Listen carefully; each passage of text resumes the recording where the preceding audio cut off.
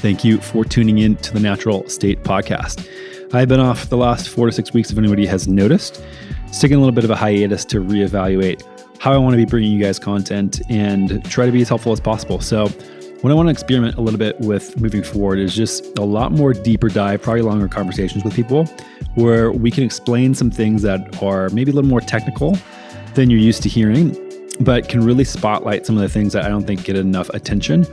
You know, we've had a lot of great guests. A lot of people have had awesome books that we've covered, but there's a lot of things that I care about that aren't necessarily covered in depth.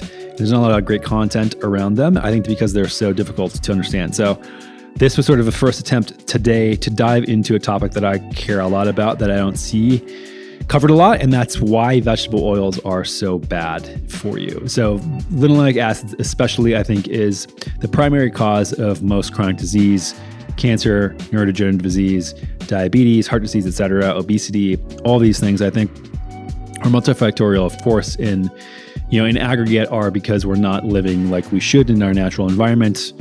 Thus, we're out of our natural state. It's where the podcast name comes from. But yeah, I think that nutritionally speaking, it's the biggest lever. And within nutrition, I think linoleic acid and our excess consumption of vegetable oils and even animal products that eat vegetable oil-like things, soybean, corn, etc., are the leading cause of why we're so sick as a country. So there's not a lot of content around this because it's so extremely complex. I've been nerding about this stuff for many years, and I'm finally getting to a point where I feel like I'm comprehending it pretty well. And so I want to take some time and really do a crazy deep dive on this and present the underlying mechanics in science so that people can understand it for themselves and think about it from first principles. And I think it's an important time to do that. I think that we're in a really weird cultural moment where we get all of our facts from social media. It's so easy to think surface level. And we need people at this point to understand why this stuff is so bad for you and be able to defend it. So that way we can create a little bit of an army and push this stuff forward without just having a couple rogue people posting blogs on the internet for 10, 15 years at a time before it gets any traction. And my first guest that is on the show today, which will help me do a deep dive into this stuff and create some foundation for you guys, is Brad Marshall from Fire in a Bottle, who has made an incredible blog and tried to make this stuff really understandable for the layperson and break it down to really digestible chunks.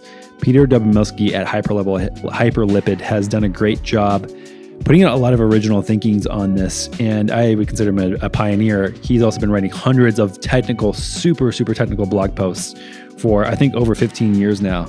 And to get through those is nearly impossible. I have to go through and reread them multiple times, whereas Brad's content is super digestible. And I think he's really thought about it from a very different angle and allows it to be a little bit more approachable and entertaining. So had him on to talk about, obviously, because we care about linoleic acid, but his background is super interesting because he was a restaurateur, butcher, and as well a farmer. And so he's been working on linoleic acid in pork, which if anybody has listened to a lot of the recent episodes about why I got a farm, is because I want to test out this same thing of linoleic acid content in pork and chicken. He loves food. He's pretty much a food historian.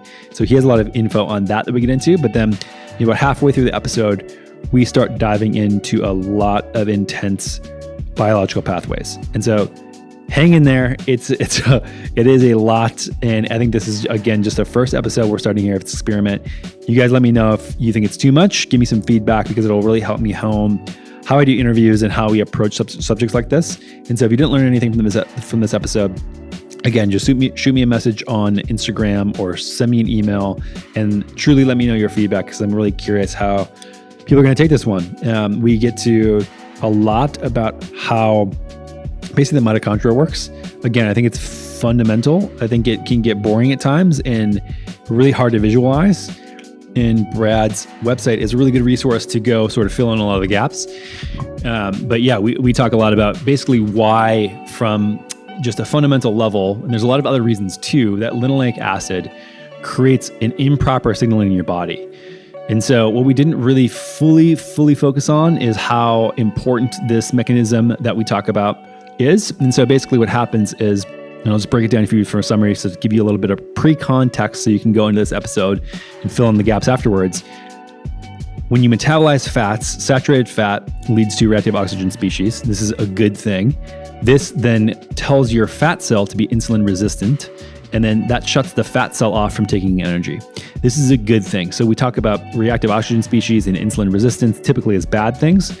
In this context, this is a normal physiological response and good things. When you eat polyunsaturated fatty acids in excess, linoleic acid, etc., what happens is you stay insulin sensitive at the fat cell. When this happens, your fat cells get too big and then start spewing out metabolites. And this is what I think, and many others in the space, leads to insulin resistance. This is the sort of the smoking gun, not carbohydrates. I've shifted my opinion quite significantly on this. I think 4 or 5 years ago when I was getting into keto stuff really, really heavily, I was pointing the gun at carbohydrates, and I've changed my mind pretty substantially here. Just kept digging and kept digging and kept digging. Things didn't add up. There were cultures that ate a ridiculous amount of carbohydrates but didn't get diabetes. Why was this? And so this research has led me to the rabbit hole that I'm starting to present to you guys today. I think it's really fascinating stuff. Again, we just scratched the surface today, and there's so many other ways in metabolites that form from unstable linoleic acid in your bloodstream that lead to mitochondrial dysfunction, which then lead to chronic disease. We're going to get into it with a bunch of other episodes, but again, please give me some feedback if you like this episode or not, because it's going to really help me guide a lot of the other people that I get on the show. Round 2 with Brad. He was sort of, and this is one of the first episodes where we've gotten this crazy into detail. So I stumbled around a little bit, or Brad and I sort of got a little bit too in the weeds. Or if it wasn't enough, let us know, because this is some of the stuff that I want to start experimenting with, and it's one of the first times. So thank you for tuning in. I know this is a really long episode compared to what we usually put out, and way more in depth. And if you guys, you really hate it, just reach out to me personally, Instagram dranthonygustin, or email me at ag@dranthonygustin.com, and give me your feedback, because it's really going to help shape how I explore the rest of this journey with you guys and how I share it. Other than that extremely long intro, tune in and hope you guys really enjoy. And again, really appreciate if you've been a listener from the beginning, or if this is your first episode. And it means a lot that I can be part of your journey to healthier body, healthier mind, or whatever path you're on. This episode is brought to you by Element, or LMNT, which is an electrolyte beverage brand founded by Rob Wolf, Luis Villasenor, and Tyler Cartwright. 2 of 3 of those guys have actually been on the show to talk about why they started this company and their background in this space. But mainly they have worked with literally thousands of people. And these are some of the most qualified experts that I learned a lot from in the early days of when I was doing keto and helping research and help a lot of people. And the number one thing that these guys saw was that people were having an extremely hard time switching to low carb because they were simply not getting enough electrolytes. But as you guys know, I often complain about the supplement industry is full of absolute trash, that people using artificial ingredients, fillers, sugar, etc., and they could not find an electrolyte that met their standards, not only from lack of ingredients, but not having the highest amount of sodium, potassium, and magnesium that they thought needed to exist in certain ratios. So they launched Element, and I drink them myself daily. So I've been a long time user, basically since the first day they launched. And whenever I go back to eating keto or lower carb after eating moderate amount of carbs, I need these things at least a couple times a day, or else I feel like crap. Especially in the summertime here in Austin, Texas, where it's 150 degrees every single day, and I'm working out outside, playing basketball, hanging out with friends, and sweating my face off. I typically have up to 4 of these in a day. My favorite is the citrus salt, which is the original one, but the raspberry and habanero are also my favorites as well. So if you guys want to hear more about Element and my favorites and why I use it, head on over to drinklmnt.com/TNSP. That's drinklmnt.com/TNSP. This episode is brought to you by Belcampo.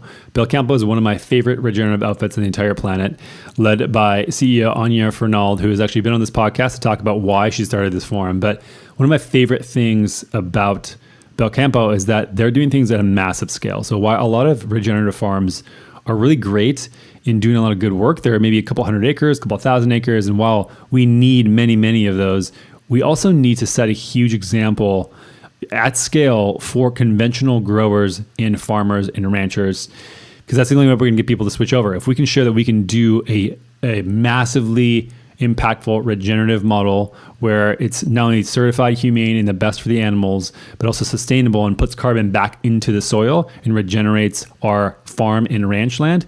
This is the most important thing. So I love what they're doing. Asked Anya for a while if they would come on and support the show, and lucky enough, here we are. And they have amazing meat products. I love all their stuff, their fresh meat, but what I really love too is that they take a lot of their stuff and make, they just launched ready to eat meatballs, for example. They have beef sticks, jerky, bone broth. They have a whole suite of other things that you can get to sort of supplement and use all the animal. So a lot of these brands, White Oak's a good example. They use a lot of the animal as well, but Belcampo is doing it at such a scale that they can just do things at different prices and really make it affordable comparatively to a lot of other brands. So I love Belcampo. If you want to try them out, just head to belcampo.com/DRGUSTIN for 20% off for first-time customers. That's BELCAMPO.com/DRGUSTIN for 20% off for first-time customers. And I hope you guys enjoy. It's an amazing brand with an amazing founder. Incredible story. Again, go check out that podcast with Anya if you guys are curious more about Belcampo. Brad, thanks for joining us. Yeah, thanks for having me, man. I'm excited. So your Twitter cover photo is that of an enormous blaze. Can you explain this for us? Good opening question. Right. That Twitter shot is it is the base of the quote fire tornado, which spun out of I believe it was the campfire in 2018 in California, in Northern California. And so what happened? And so my blog, I write a lot about oxidation, right? And thinking about how, the fact that we live in this atmosphere with this molecule that is, oxygen itself isn't flammable, but, if we take a quick step back, thinking about, how does oxidative life work? Essentially what happens is when the sun shines, plants use the energy of the sun to literally strip electrons away from oxygen. So oxygen really likes taking electrons, and it likes to live. It's happiest in something like CO2 or an H2O, because carbon and hydrogen don't hold on to electrons nearly as strongly as oxygen does. So like if you have H2O, the oxygen is literally just like taking the electrons away from both hydrogens. So in H2O, oxygen like owns the electrons, and in CO2, it's the same thing. Carbon has 4 electrons in its valence shell, and each oxygen basically just like rips 2 of them away from the carbon. And so oxygen is really happy in CO2, and it's really happy in H2O. It's actually not that happy in the O2 configuration, which is floating around in the air, right? And so from a very big macro perspective, what's happening is plants are using the energy of the sun to strip electrons away from oxygen, forcing it to share electrons with itself, which it doesn't really like doing.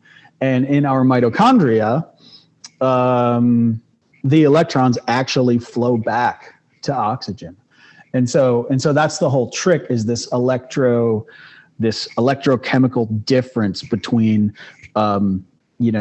the electron configuration of O2 and things like H2O and CO2, and then, the hydrocarbons, which are things like, fat is all carbon and hydrogen. So the carbons and hydrogens are sharing electrons with each other, which they're happy to do, but the oxygen would rather get those electrons back from those hydrogens and carbons. And so that's how the whole thing works on a very macro level. And so the point of the fire tornado, it's unfortunate because it did a lot of damage, and I think a few people died. So I don't want to make light of it, but at the same time, it's kind of cool. This massive tornado, which was like, it was like 1,200 feet wide at the base, or 1,500. This thing is wider than a football field. or wider than a football field is long.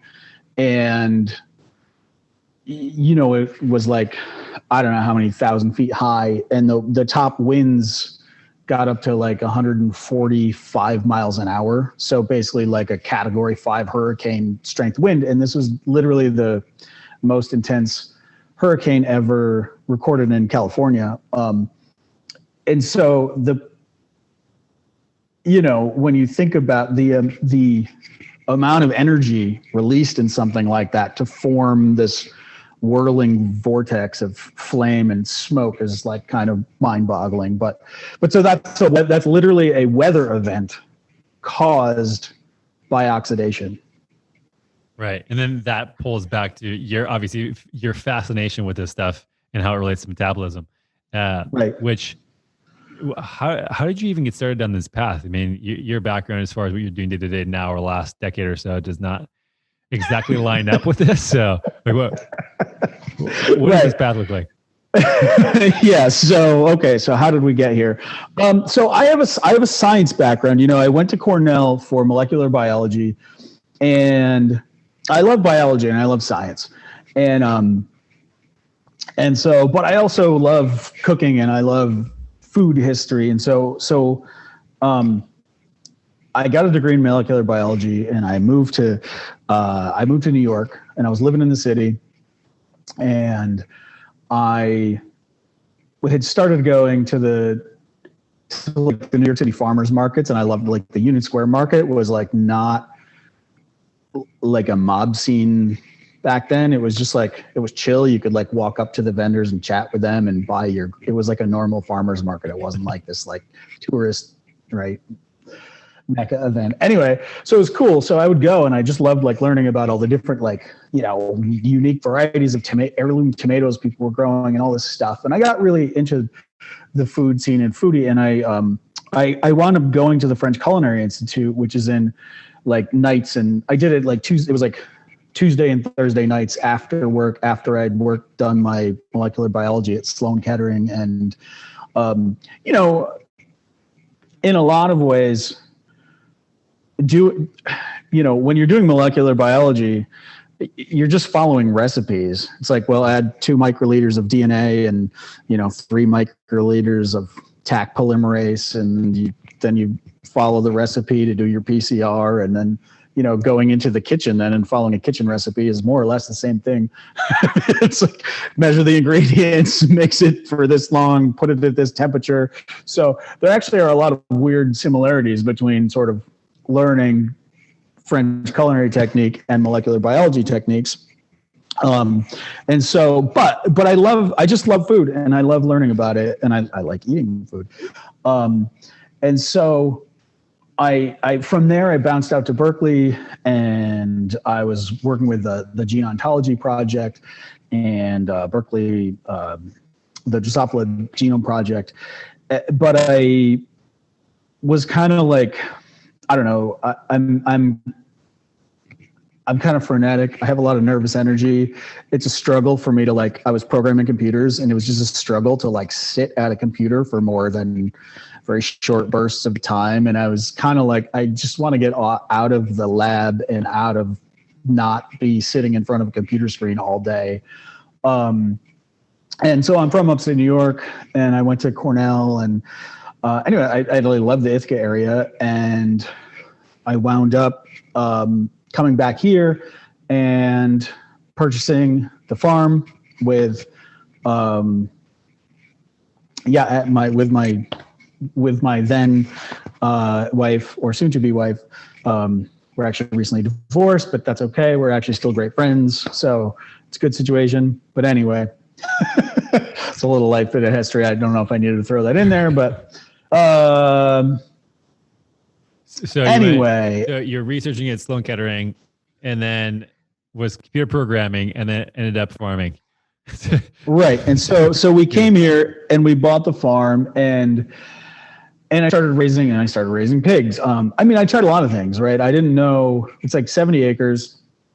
Didn't really know, wasn't entirely sure. In fact, I was going to do a hard cider orchard. That was my initial plan. But I wanted to combine kind of like livestock and crops and perennial crops, like such as apple trees. And that was my initial kind of concept. And so I initially got a few pigs as like a side project, like let's try these pigs. But I fell in love with them like instantly within like minutes.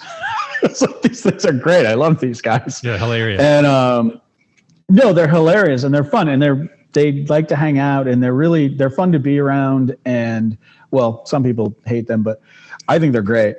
And I also, pork is such if you have a love of cooking, pork is such a versatile ingredient. While we were living in the Bay Area, in San Francisco area, Heather said, this was when Craigslist was like just getting started and it was actually only in San Francisco.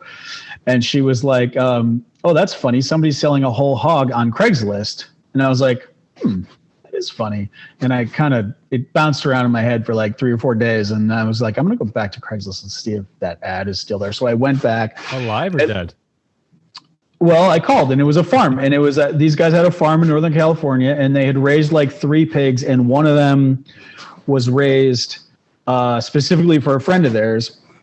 And the friend had abruptly moved and left the state. And so they had this extra pig. And I was like, oh, that's cool. Yeah, I'll buy it. Sure. And then they had a butcher that they sent it to and he cut up to my specs and I wanted to really work with it. So I got it. I just basically got like primals back, like these big whole shoulders and whole middles so that I could play around with cutting it up and making all the different roasts and making all the different cuts. And I cured bacon and I had this whole like, I made a smoker in the backyard out of like a picnic table and some 2x4s and all these tarps. And like, I had like a Weber grill under there. And like my neighbors all thought we were like cooking meth back there. But so I made dry cured bacon and I did this long dry cured hams and smoked it all. And just like I had a blast cooking it all. I did pate and sausages. And so I just, I love cooking with pork. And so once I was back here and had these pigs, then I was like, oh, we should start a farmer's market stand because when I go into the farmer's market, there's like lots of there are farms that have pork, but nobody has like fresh made sausages that I can just buy fresh and throw on the grill. Nobody has pate. Nobody has, a rendered lard, all these things that you would want out of the pig. And I was like, I can do this. And so we put a commercial kitchen in the basement of the house and like got it state inspected. And all of a sudden we were like a pork, really a charcuterie business. Like every week, I made all this fresh charcuterie and we brought it down to market and sold it. And then, the business grew and pretty soon, we had a little shop downtown. It grew into a restaurant, butcher shop. So I was running this whole butcher shop and eventually got USDA inspected. And so it just evolved a lot. But I recently sold that business because it was a lot to be running a farm and a butcher shop and a restaurant. so I'm not doing all that anymore. And that's cool. But one of the things that I learned as I went is that, when you read, I like agriculture history as well. And if you read books from like the late 1800s, there's a lot of reference to things like American pork, specifically American bacon, and American pork bellies sell at a discount in European markets because it's soft. This like you can find all these reference to it in from the 1800s, and what they say is, it's soft because Americans finished the pigs on corn. So this has been known for, 150, almost 150 years that corn finished pork is softer than traditional European pork, which was finished primarily on barley.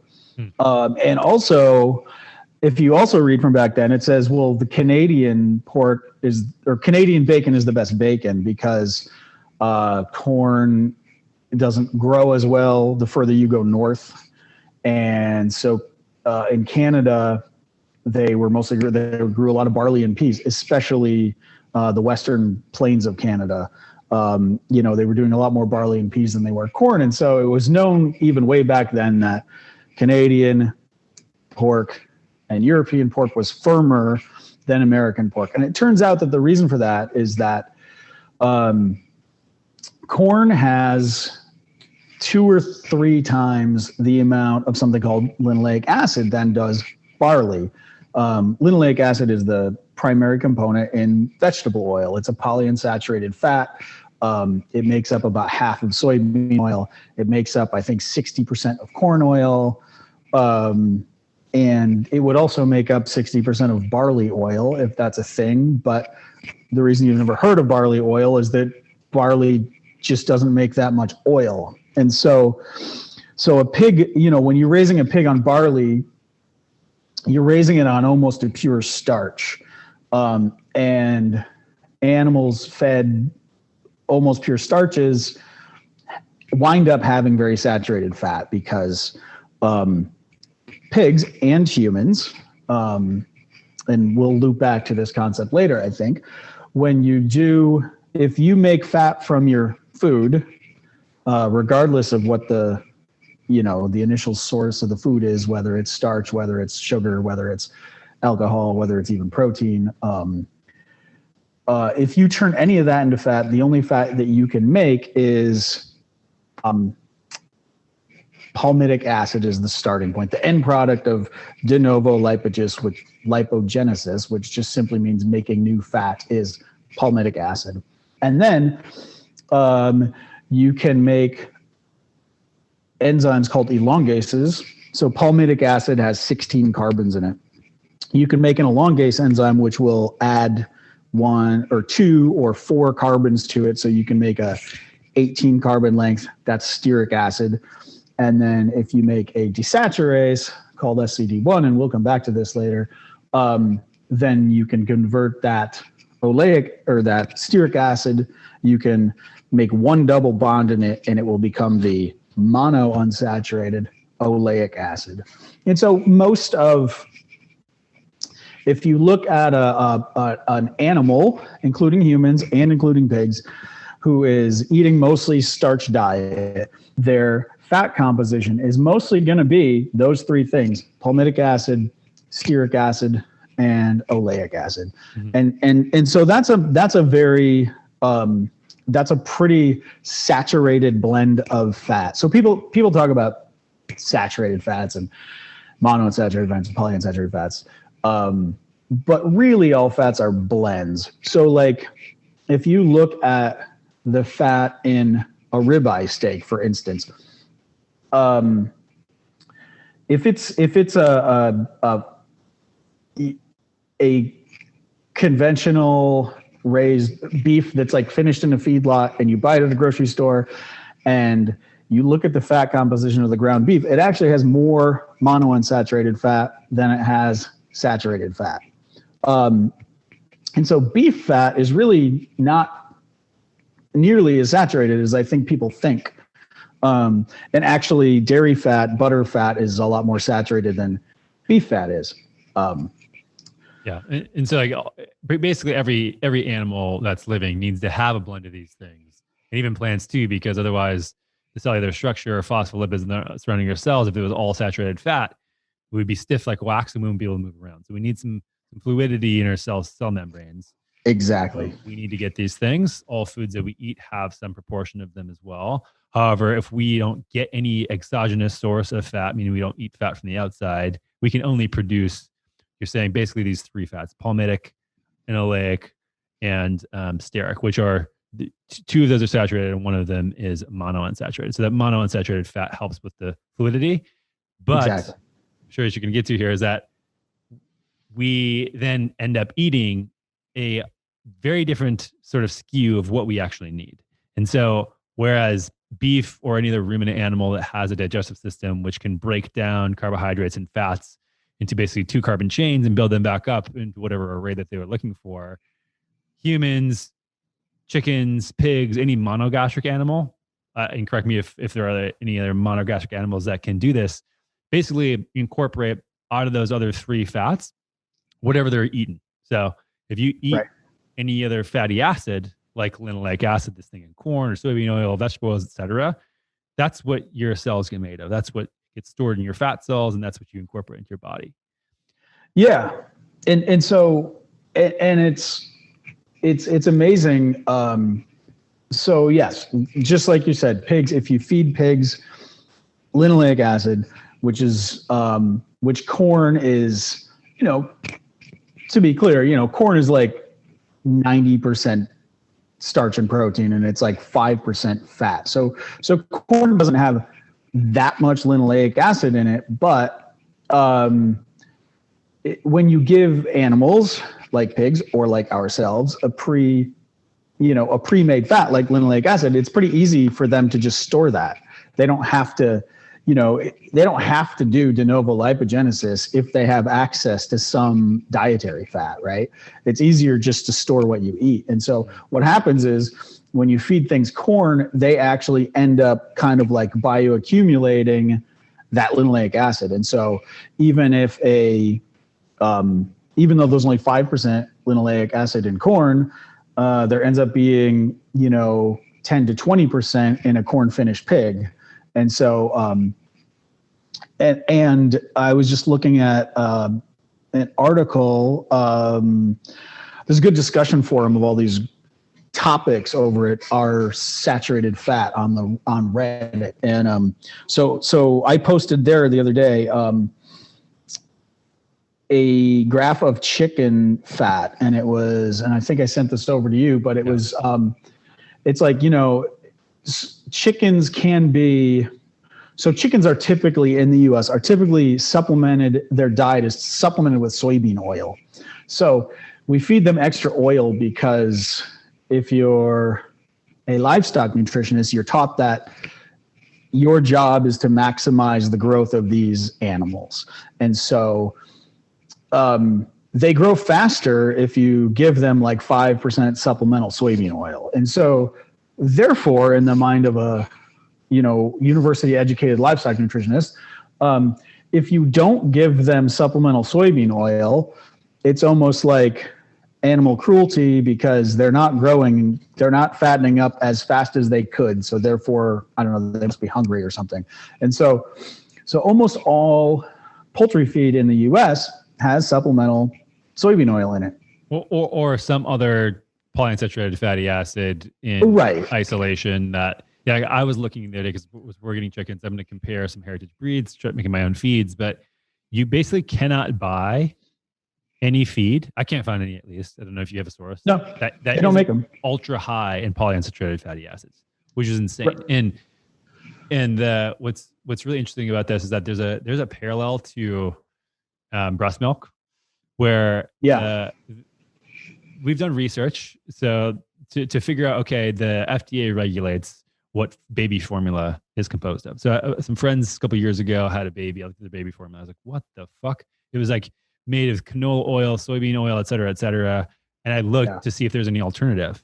Turns out there was not. So I said, oh, what a phenomenal business opportunity this is to be able to create a actually clean label, not super high PUFA baby formula.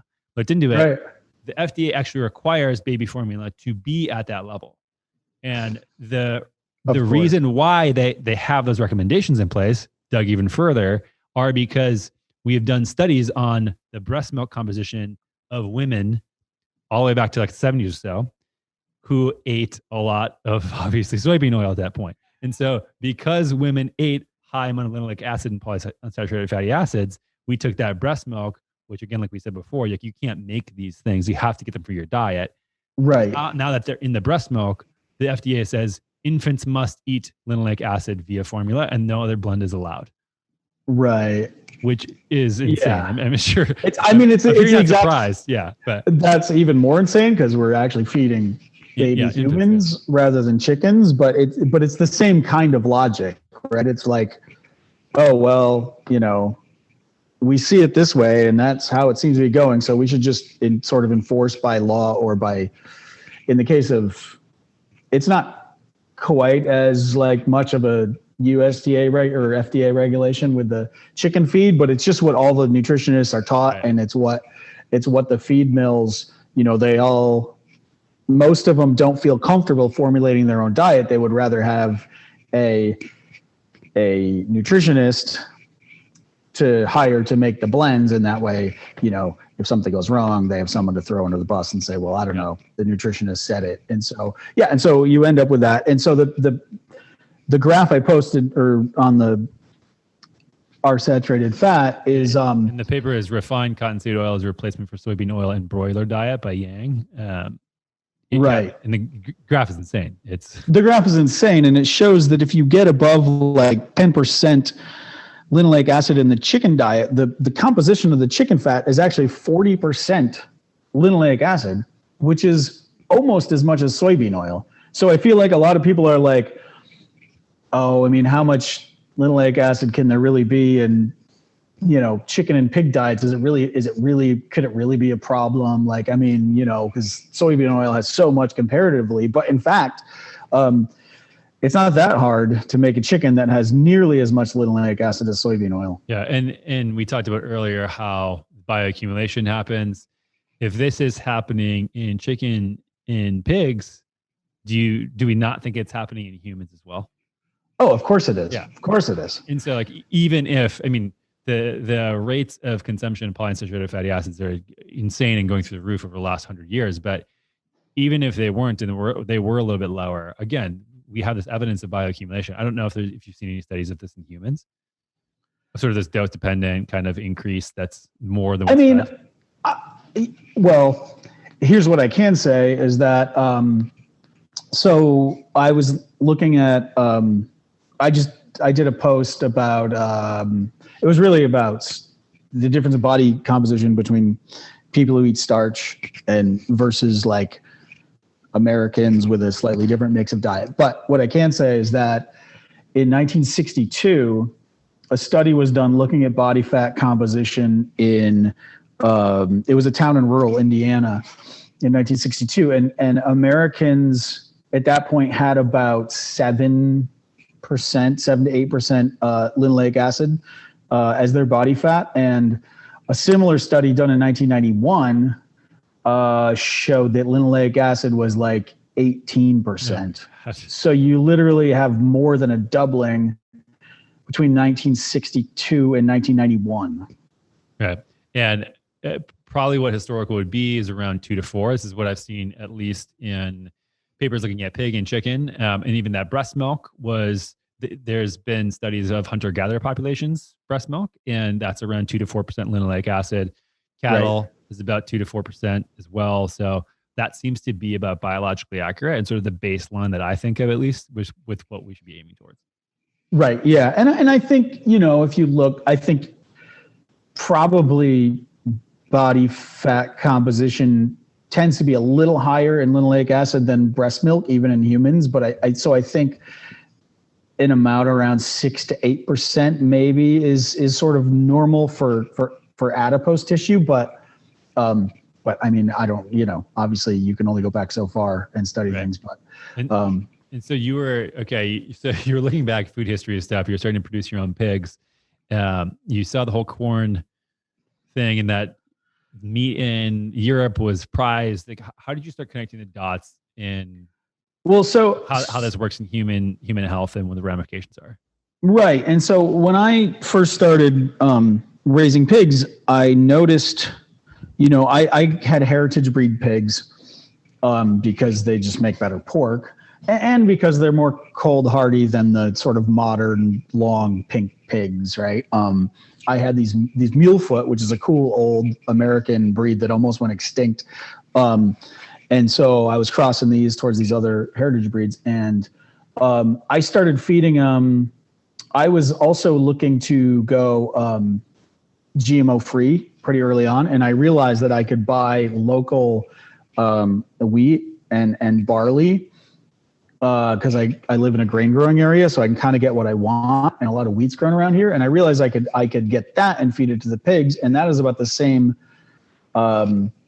polyunsaturated content as barley, and so that makes a good it happened to be available locally and it was cheap. And I was like, okay, great. And so, but what that also did is it eliminated the GMOs from from my diet, because there's no genetically modified strains of wheat currently on the market. So it was a nice way of saying, okay, well, I'm going to be GMO free. I'm not going to feed corn and soybeans. I was using like pasture as a source of protein, and I was supplementing it with wheat, which I could get cheap locally. And why do you need to do? Is it just because they need some sort of extra starch, or it's basically an energy source? Yeah, it's just that's exactly what it is. Pigs are monogastrics, so they can't convert the fiber in grass into energy in the same way that cows can. Right. And so typically, if you want to grow pigs economically, you have to feed them some kind of supplemental energy source. And what was happening before? So you mentioned that, okay, 150 years ago, we had a comparison between corn and barley. Let's say 300 years ago, what were we raising pigs on? Do we have any information as far as or even in more traditional populations? Well, I mean, there's a lot of, pigs have been raised in a tremendous variety of ways around the world. So in China, they would keep pigs and they would feed them probably one thing, they grow a lot of sweet potatoes in China. So a classic thing that people do with pigs is you grow your field of sweet potatoes, you harvest the sweet potatoes, but human harvesters always miss a significant percentage of potatoes. And so then you put the pigs back in and they literally dig up any sweet potatoes that you've missed, and they'll fatten on what you've missed in the field. And they end up manuring it and turning it over anyways for you. So they do a lot of the work of preparing the field for next year, and they fertilize it and they fatten on the sweet potatoes you missed. So that's a cool trick. But I mean, in the US, on homesteads in Appalachia, they might just, so corn is real convenient for pigs because it's easy to harvest and you can store it in a corn crib, which are like these, they're like slatted barns, and you just throw the whole kernels, the whole cobs in there with the kernels on them. And so they would probably feed the sow some of that corn to get her through winter, and then the piglets. But once the litter was weaned in, let's say June, they would just release the pigs into the forest, and pigs would just go out and live on whatever they could scrounge up, and probably, fatten on acorns in the fall. And then they would just round them up in the fall, and you'd have your slaughter. And those would have been, those pigs finished on acorns would have been fairly high in polyunsaturated fat. But if you were an Appalachian farm back then, you wouldn't have had a lot of other sources of polyunsaturated fat. And also the pigs, being old-fashioned heritage pigs, they would have also been doing de novo lipogenesis and diluting out some of that polyunsaturated fat with polyunsaturated, or the saturated fats that they would have been making from the starch in the acorns as well. So the pigs also would have done their part to kind of balance that out. So it would not have been nearly as oily as if you fed acorns to or I shouldn't say oily, I should say high in polyunsaturated fat, as if you were to feed a modern hybrid, long white pig, basically, acorns. Yeah. They would accumulate a lot more fat. And we have such, I don't think people realize the genetic game we've played over the last 50, 100 years to get where we're at. And also just the standards we think of when we think of a pork chop or bacon, and how fatty it should be in the composition of it, and the way we're producing animals now versus what people probably got out of some sort of old school agroforestry sort of model. It would have been a very different animal, both from the genetics and just expectation of what's on the plate. I mean, I posted something on Instagram a couple of weeks ago around the size of a chicken 80 years ago versus now is insane. Oh yeah. Yeah. I mean, so they literally remodeled the chicken in the 50s and 60s. It was very interesting. Actually, I have an old timer neighbor who back in the day was this was before the chicken industry was like integrated, and he was, he made the eggs that he would then sell to another farm that would hatch them and like finish out the broilers. But so he kept, so he kept the 2 breeds of chicken that were crossed to make the crossbred eggs, and then they would go to another farm and those would become broilers. But that was probably back when it took, 12 weeks to make a broiler, which is a broiler is just a word for a finished, chicken when it goes to slaughter and becomes the chicken that you see in the store.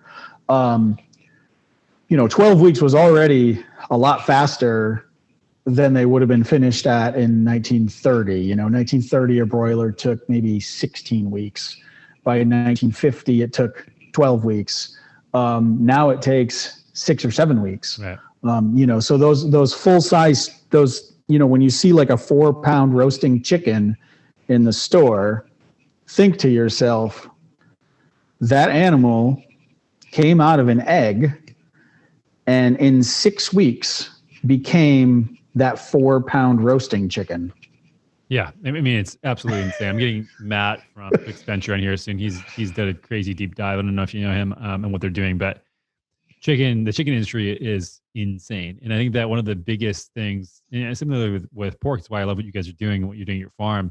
Why I want to do this at my farm as well is experiment and trying to figure out like, how can we get back to a state where we're not jacking these animals up with so much PUFA. And right. the 99% of what people eat as chicken is one breed, Cornish cross, that basically needs to eat soybeans or else it'll die. Right. And people don't understand that even like the fully pastured chickens are given supplemental corn and soy.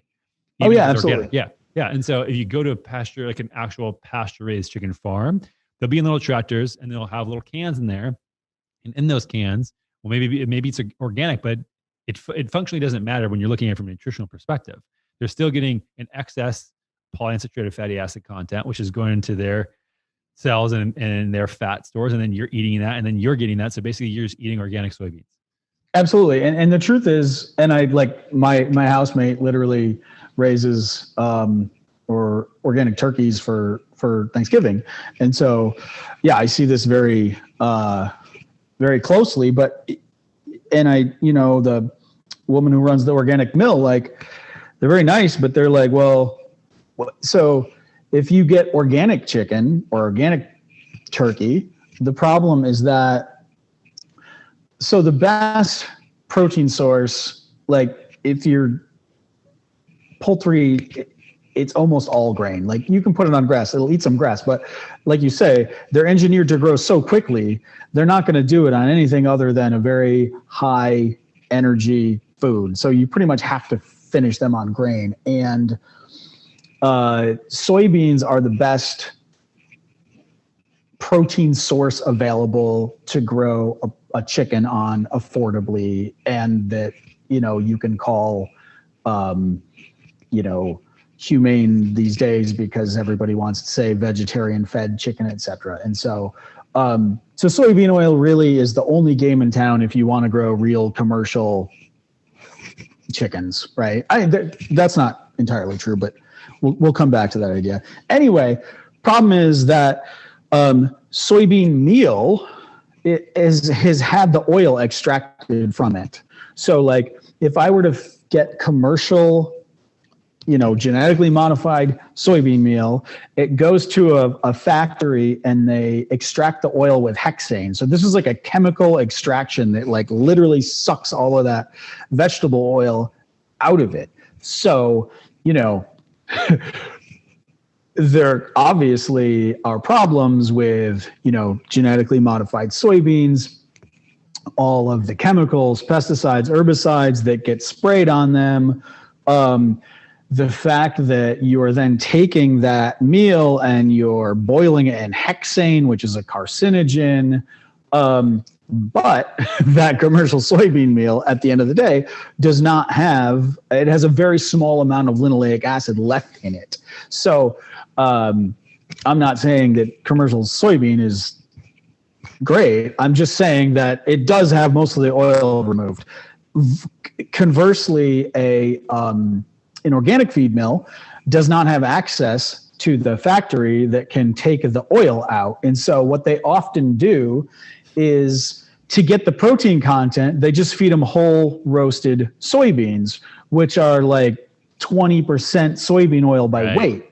And so a lot of times the organic poultry and organic pork actually has more linoleic acid than if you just bought regular pork at the grocery store. I did not know that tidbit. Have you done any third-party tests to confirm that? I'm going to now, just to see. That's super interesting. I mean, I'll tell you this. And so over the years, as the business grew, I was, we had a growing business and I could only raise so many pigs at the farm. And so I would buy, at times I would have to buy in pigs from other farms. And there's I won't say their name, but there's a local farm here and they do a good job. They're pasture finished pigs. And I needed, I think Christmas was coming up and I bought like 10 pigs from him. And it came back and it was the softest, greasiest pork fat I have ever seen. I mean, it was ridiculous. I was like, what? And I called him and I said, Tim, what did you feed these things? What is this? And he said, well, after Thanksgiving, I had this organic turkey feed left over that I had bought. And I said, well, what's in it? And he was like, it in addition to the whole roasted soybeans, it had whole sunflower seeds in it. And sunflower oil is one of the only oils out there that's actually higher in linoleic acid than soybean oil. Yeah, safflower, like 6 cents up for sunflower and safflower, I think. Yeah, exactly. And both of those have low or high oleic versions, but the regular sunflower and the regular safflower oil are really high. And so, that was literally like the greasiest pork I had ever seen that was fed organic turkey feed. And so that, the turkeys aren't any different. It's just we don't notice their fat being soft because we're used to turkey fat being soft. You know what I mean? Right. And so, no, I don't have tests on exactly that. It would be interesting. I mean, I would do it, every test. So to get the fat content, it's $250. So like, I would love to go out and just do like 20 samples of all different chickens raised in all different ways and all different feeds. And the same thing with pork, but I'm like, well, it's going to cost me $5,000, or whatever it's going to be. Like, it's not cheap to do that. And so you kind of have to pick your battles. But I would say, I think on average, most chicken is around 20% polyunsaturated fat. And I think most pork is around 16% based on just what I've seen in the literature and I've had several samples tested, and you kind of get a feel for about how firm pork is at different levels, right? Are you saying of total animal weight or of the fatty acid profile? No. I'm saying of the fat. So if you were to take a pork chop and render out, get the fat drippings in the bottom of the pan, that's just purely the fat, aka the lard. That's going to be about 16 to 18% linoleic acid. So I have actually started asking certain farms for this and having them pay for it, which is another interesting thing you can do, to saying, hey, oh, cool. Here's what you should do. You should test for this thing. And then they test and they send it to me. And I've actually seen most of them, even the sort of like high omega-3 to omega-6 ratio, whatever. Those ones less. We'll get to that in a second. But being between 30 to 35% for chickens. Wow. And the funny thing is... For chickens. The funny thing is, I asked some of the companies that sell this high omega-3 to omega-6 ratio chicken. Right. So it's like, okay, they go from 16 to 20 to 1 sort of ratio to 2 to 1. And think, oh, great, let's check it out. Let's look at the lipid profile. And you get it. And yes, the ratio is better. However, the absolute amount of linoleic acid in these animals is almost double. Wow. Yeah. And so I can send you these if you want as well. Yeah, no, I would be fascinated to see those. But this is where you start looking at it. And I would love to start getting into the biochemistry here in a little bit. But this is not good. I think that everybody's fascinated when it comes to like the paleo community of oh, it's just the ratio of omega-3 to omega-6. I do not think that that's the case. I think that when you're looking at like historical populations had a low ratio because we had a low amount of linoleic acid. We had a low amount of polyunsaturated fatty acid. But just by having a high amount of these inflammatory compounds that completely screw up our biology, adding some other polyunsaturated fatty acids on top of that to balance out the ratio and basically making it more total percentage of your fat is a bad idea. And Paul and I have gone back and forth on this a lot. And like, I don't see anybody talking about this publicly. Like the ratio game between omega-3 and omega-6 is bananas. Like we should be looking at total amount of PUFAs relative to saturated fat. Exactly. So let's take the bridge then from, I mean, we talked a little bit about how crazy the farming area is, and go ahead. Can I just plug real quick? And so I just want to say, so I am doing over at Fairbrand Meats, I am raising, our first product is low PUFA pork. And so these pigs are raised on like literally like a diet that is like almost totally deficient in polyunsaturated fats. And we're changing the genetics all the time to get more and more heritage. It's a little hard to start off at volume with like, not running that high volumes with all heritage genetics sometimes, but we're getting close to having all like pure. We're actually using Berkshire, old school Berkshire genetics, which makes nice firm pork fat. And our diet is like less than 1% linoleic acid, which is a really hard diet to find. So has it been economical for you to do that? Like, have you found sources of feed it has. And so to be clear, so these pigs are actually not being raised on my farm. I'm working with a guy, Dan, who I've been buddies with for a long time. He's like a fifth generation pig farmer. He's frankly a much better pig farmer than I've ever been. And he's clever and he's crafty. And what so he's in Illinois and he actually has access to pea flour, which is actually gotten from when they take peas and then they make the pea protein, the pea protein extract that they're making things like the Impossible Burger out of. What's left out of that process is something called pea flour, and it's basically completely free of linoleic acid. And so he has this contract on this pea flour made by these companies. And so we're actually that's hilarious. Siphoning off from them to bring it back to animal products. I fucking love that. That's literally what we're doing. And so that's why we're able to have a diet that's so low in polyunsaturated fat, is because of Dan and his connections. And Dan is, like I say, he's a fantastic farmer. He's been farming for years. He's doing Swedish style farrowing and a lot like really good, they're all finished outside, and they're all finished in, sunshine and clean air, and they're eating pea starch left over from making pea protein isolate. And so that project has been a long time coming. And actually I've been sort of like promising it. Oh, it's coming. It's actually like here now. So we're starting to ship really in May. We're going to start shipping pork, and we're going to have it. We're just going to keep having it because we finally built all these pigs up. So I'm excited to be able to say that, yes, Fairbrand Meats, we finally have a consistent supply of pork. Amazing. Have you looked at the linoleic acid content? Yeah. And so I'm literally the slaughterhouse is about 2 hours away from here. And so the first round of pigs were, they weren't all purebred Berkshire. And so the one that I sampled was a crossbreed between Berkshire and an old British large white.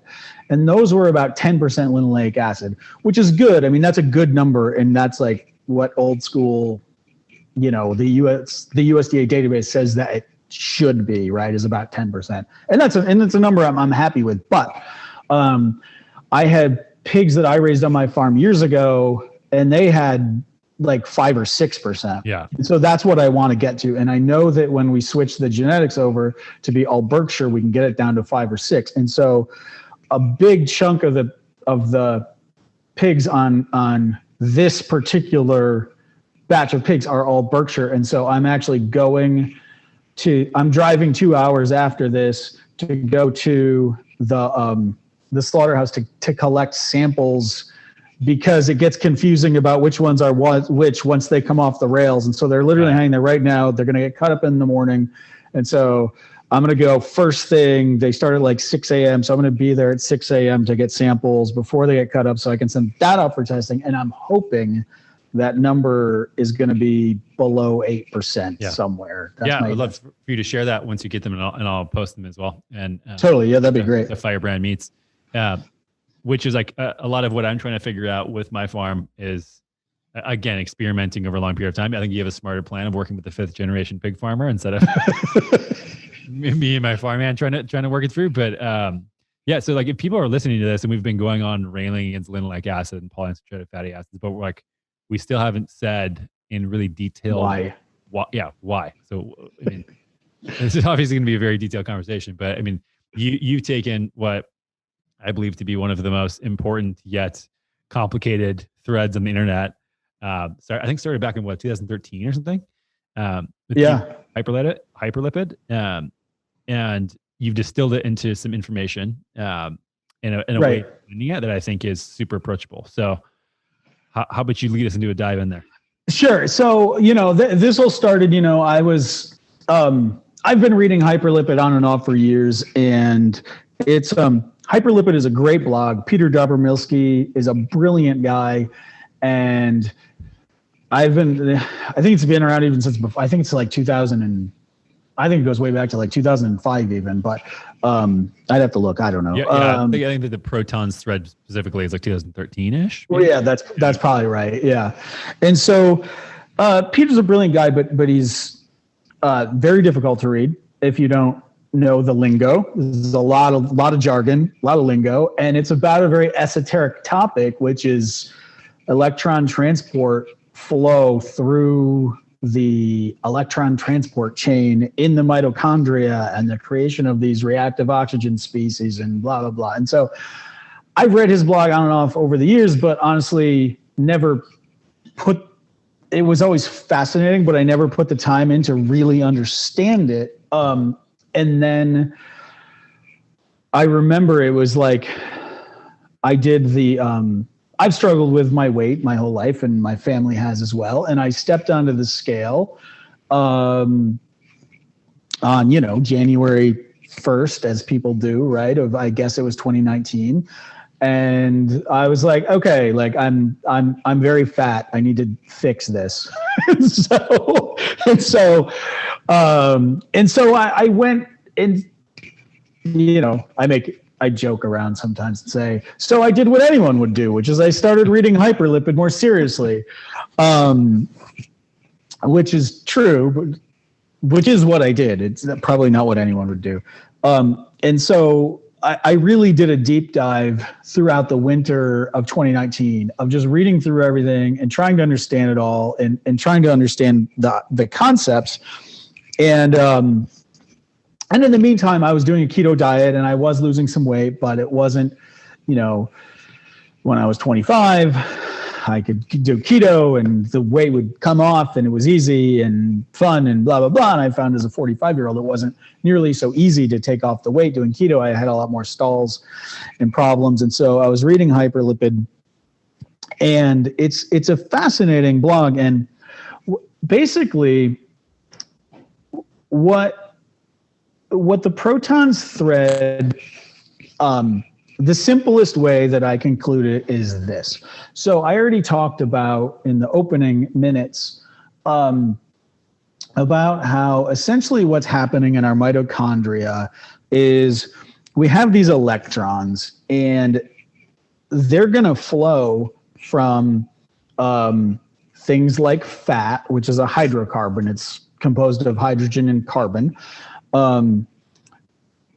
And oxygen really wants to get those electrons. And so oxygen, by combining ultimately with those carbons and hydrogens to make CO2 and H2O, CO2 and H2O are at a very low energy state compared to saturated fat and oxygen. So a ton of energy is released when those electrons flow from the hydrocarbon to the oxygen. And the way that happens is the electrons move through something called the electron transport chain in the mitochondria. And as they flow through, they flow from one big protein complex to the next, and every time they do that, they give off a little bit of energy. It's like if you broke Niagara Falls into like 5 little smaller waterfalls, the electrons are just falling down and falling down and falling down. And every time they go from one complex to the next, what happens is a proton is pumped across the membrane in the mitochondria. And at the end of that chain of the electron being passed from the thing to the thing to the thing to the thing, it actually makes that's when the actual O2 is actually split and becomes water or becomes carbon dioxide. Yeah, and the beginning too, you're talking about fire, plants, all this stuff, electrons flowing around, and basically what this means is that when electrons flow, there's life. And all life is essentially the flow of electrons, which is like really exactly. And get really complex about it. And then in the mitochondria of human cells, it's where we produce all of our energy, as well as other animals as well. And it's like we'd be dead without mitochondria. Right. And then inside the mitochondria, there's 2 membranes. And in the inner membrane, there's all these steps. And at the end, it creates this voltage differential between the membrane, the inner and outer membrane, and the inside of the mitochondria. That makes it basically like a little battery. Exactly. You get energy through that. And once that 5th complex pumps back through, boom, you go from ADP to ATP. People can pull out their science textbooks from whatever 6th, 7th, 8th grade or whatever, and look at the cycle as well. But yeah, it's just this giant flow of electrons. But that is so important because that sustains basically all of life. Right. And so yeah, no, it's exactly what you said. Mitochondria is a little battery. And so at the end of the day, we're just using that voltage differential from between the outside of the membrane and the inside of the membrane to make the ATP. And the ATP is the things that allows us to move our muscles, for instance. And so that's right. And so that's the basics of converting chemical energy from fat into ATP. Now, so to think about the next step, we kind of have to think about like, okay, so what is a mitochondria and where did it come from? Because not all living things have mitochondria. So bacteria don't have any membranes, inner membranes in their cells. They have a membrane around them. Their nucleus doesn't have a membrane around it. They don't have a mitochondria. They don't have an endoplasmic reticulum. These are all smaller little membrane subcompartments within the cell. And so this gets back to evolutionary theory, but we think that what happened is at some point there was a cell and it engulfed another cell by phagocytosis. When you think about amoebas and how they eat, they like kind of blob around things and absorb them and then they just digest them. We think that the same thing happened. There was a cell that absorbed another presumably smaller cell, and that for whatever reason, instead of digesting that cell, the other cell came to live inside of the bigger cell. Yeah. And that thing ultimately turned into the mitochondria. Which is incredible. Like, right, which is incredible. How but cool is that? Yeah. Right. But also when you think about it, that's why the mitochondria has 2 membranes, because it was the initial thing had a membrane and then our membrane wrapped around that thing and enveloped it. So it's got like this double layer of membranes. And so like that's an interesting thing to happen, right?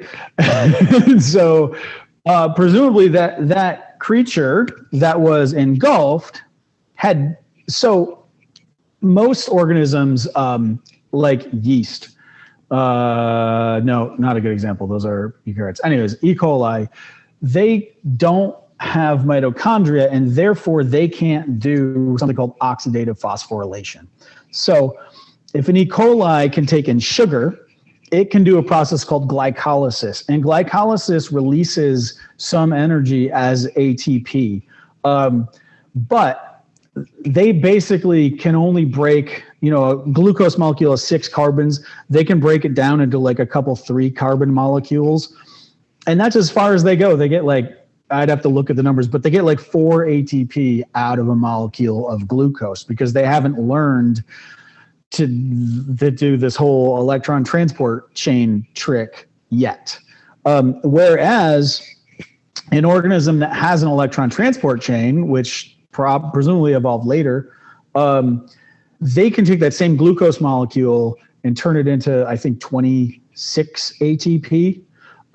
So organisms that can only do glycolysis can only get 4 ATP out of a sugar molecule, and organisms who have a mitochondria and can do electron transport get 24 ATP out of a molecule of glucose. So you have this tremendous energetic advantage to having this electron transport chain. And so, it's weird to think about evolutionarily, but somehow some organism developed its own little electron transport chain, and that organism got engulfed by another organism, and they came to live together symbiotically, and that is how we think eukaryotes evolved. To produce roughly 8 times the amount of energy, which allowed then more complex life. And so exactly. Oxidative phosphorylation is just, again, you talked about oxidation before, which is just taking an electron from a carbon or a hydrogen source, and phosphorylation is putting that adenosine diphosphate, 2 phosphate groups in the adenosine molecule, to triphosphate. So phosphorylating that way, that's how we get our energy source. And again, if the oxidation, the electron going on the oxygen molecule, that electron transport system, that's sort of this process that we're talking about. Right, exactly. Basically, how are we getting the electron from carbon and hydrogen sources back onto the oxygen? Right, exactly. And so now that the cell has engulfed this smaller thing that has an electron transport chain, it has a tremendous opportunity to upgrade itself from, like you say, it can now get 8 times as more energy out of glucose. And that's cool, but it has a problem, which is that this former free living organism. So one of the things that happens in the process of doing this electron transport chain is, it seems like inevitably a certain percentage of electrons sort of overwhelm the system, and they end up, I call it pinging, that's not really probably the scientific word, pinging back out, and they don't flow all the way back down to create water. And when that happens, that is when you create superoxide, which is basically that you create this free electron, and the first thing that grabs it is typically a molecule of oxygen, O2, because as we've said, oxygen is really electrophilic. It loves electrons. And so now you have this oxygen with an unpaired electron, and it has a -1 charge. And so that is a free radical. A free radical is, I don't think it has to contain oxygen, but there's typically an oxygen containing molecule with an unpaired electron, and they're very reactive. Free radicals are, they have very fast reactive rates. They can cause all kinds of damage, like lipid peroxides. They can damage proteins. They can cause a lot of problems in theory. And so that superoxide is the first thing that's produced. And so, well, we can talk about the other reactive oxygen species later, but so now the host organism has this problem that in the past, the free living thing that had the electron transport chain, when it made free radicals, it would just export them out into the world, right? Waste product. Don't worry, just dump it, right? But now instead of dumping these free radicals into, the ocean or whatever it was, now they're dumping these free radicals inside of the host cell, like into the cytoplasm of the host cell, right? And so this was the initial crisis, is you had this organism that could do oxidative phosphorylation and therefore could make tons of ATP from glucose, but it is now essentially spewing these free radicals into the cell. And so the cell had to evolve to deal with that, initial crisis, right? And so the initial organism would have had to have been making an enzyme called superoxide dismutase. Superoxide dismutase is a really interesting enzyme. It is literally the fastest acting enzyme that has ever been found. Like, as fast as superoxide can diffuse to it, it rapidly converts it to hydrogen peroxide. And the reason that it did that, the reason it was doing that, is that superoxide is negatively charged, and it therefore will not move through membranes, which are mostly composed of fat. So fat is not soluble to charged particles. So superoxide is oxygen O2 with an extra electron with a charge of -1. And so it's stuck inside of that. It's made on the interior of the mitochondria.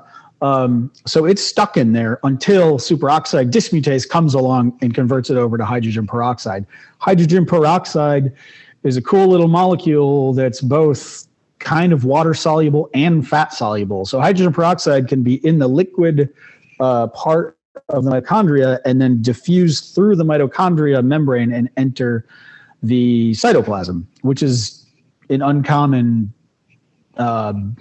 set of most things can't do that. They're either fat soluble or they're water soluble. Hydrogen peroxide is kind of both. Yeah, let's catch people up in the case that they got lost here. We're deep inside the cell. So again, when we're making energy, we used to be, disparate things. What's thought of is we got our energy containing batteries from engulfing previous ancient bacteria.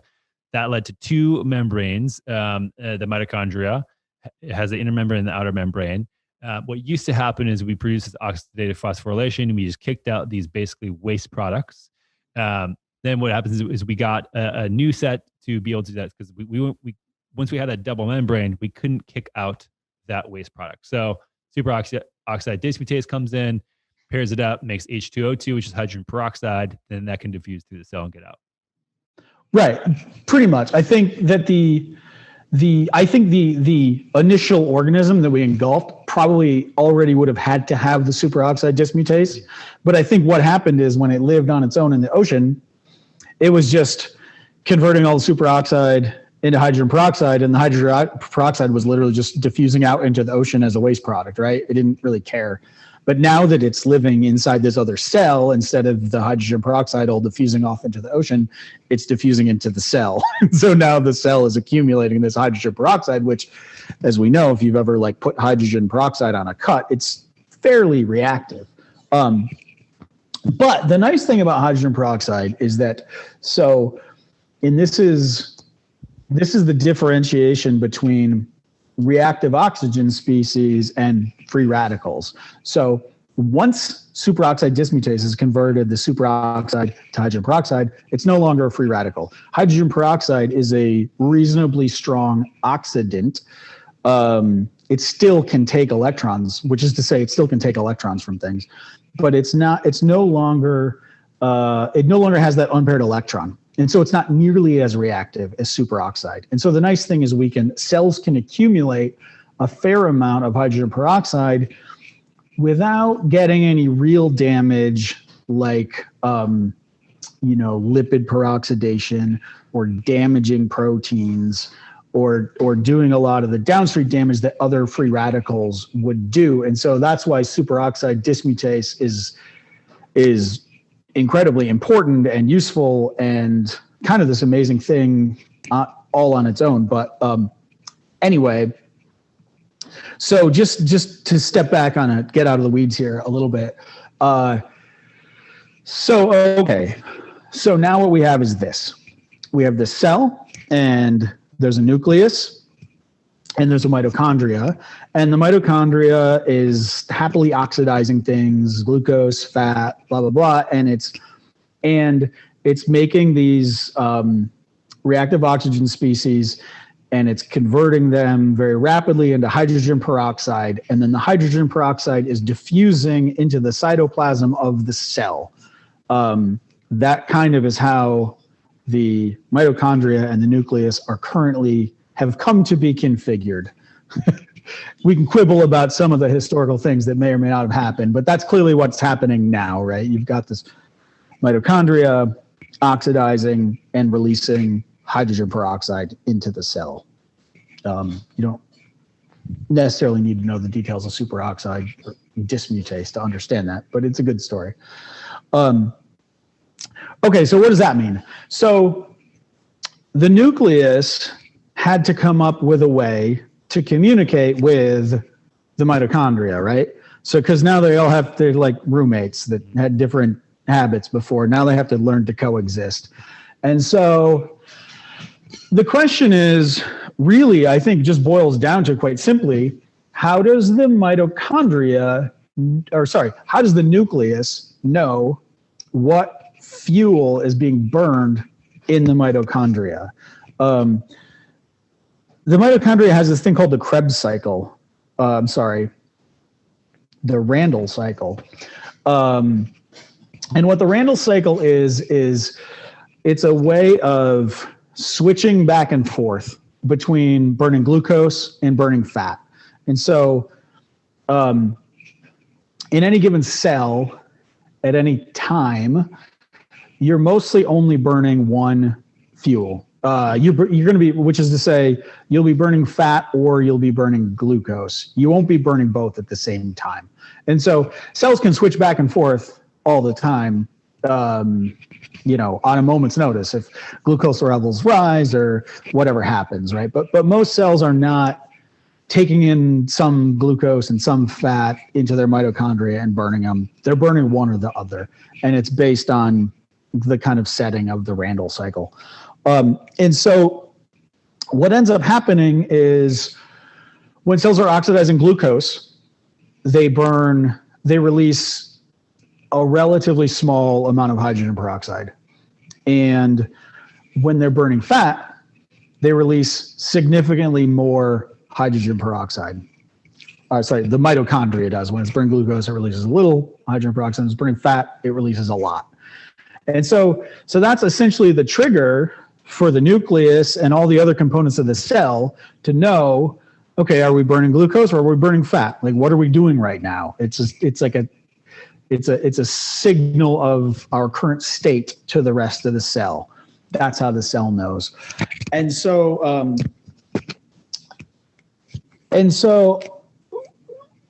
the problem with this is that it turns out that saturated fat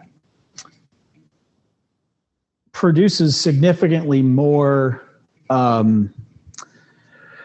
hydrogen peroxide than does unsaturated fats. And the more unsaturated the fat being burned in the mitochondria, the less hydrogen peroxide is produced.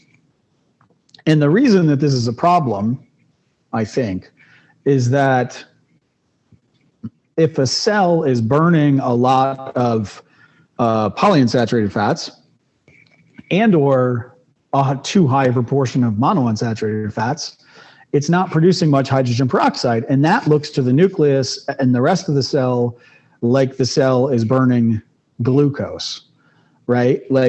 And so if you think about hydrogen peroxide as a switch, and now the cell has to, all the components in the cell, they want to know, is energy available right now? What should we be doing?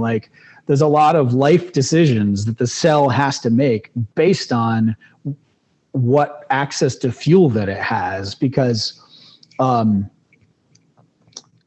an organism, if you think about if you think about a human that eats some amount of starch in its diet, right? If your cells are eating glucose, well, that's probably a signal that you've recently eaten, and that starchy fuel is available, and so energy is prevalent right now, and you should be burning starch. If you're burning fat, that might mean that like, oh, well, we haven't eaten since yesterday. Our glycogen stores are a little depleted. And you'll make different choices in that scenario. Right.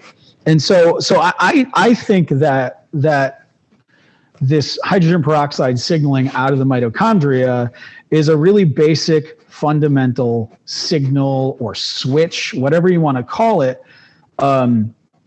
that is really telling the rest of the cell, how much energy is available, what are we burning, it's just it's really important information that the cell needs to know about.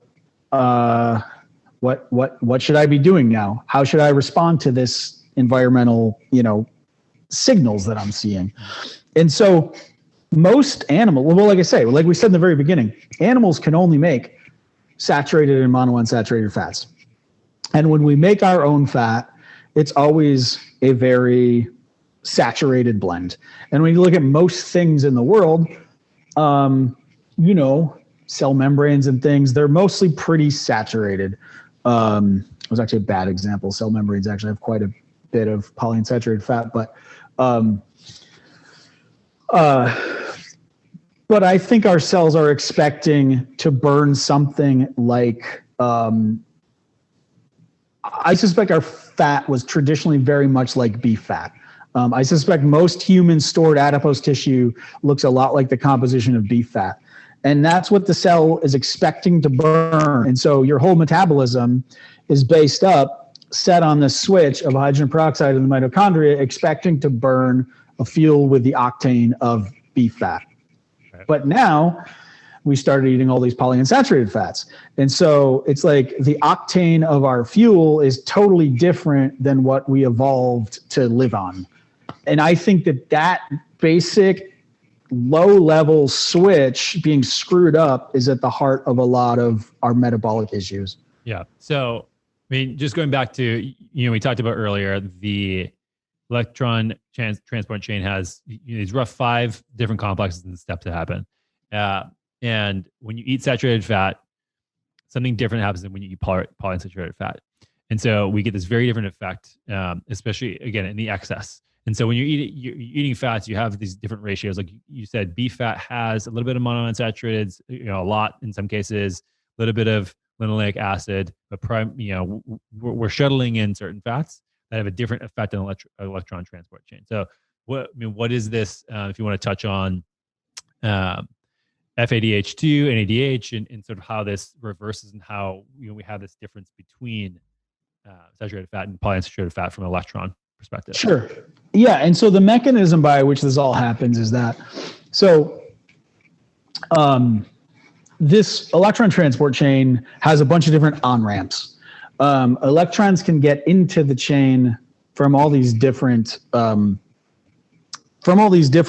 proteins on the outside that kind of like feed the electrons in. And the 2 most important ones are complex 1 and complex 2. And those both feed electrons into complex 3.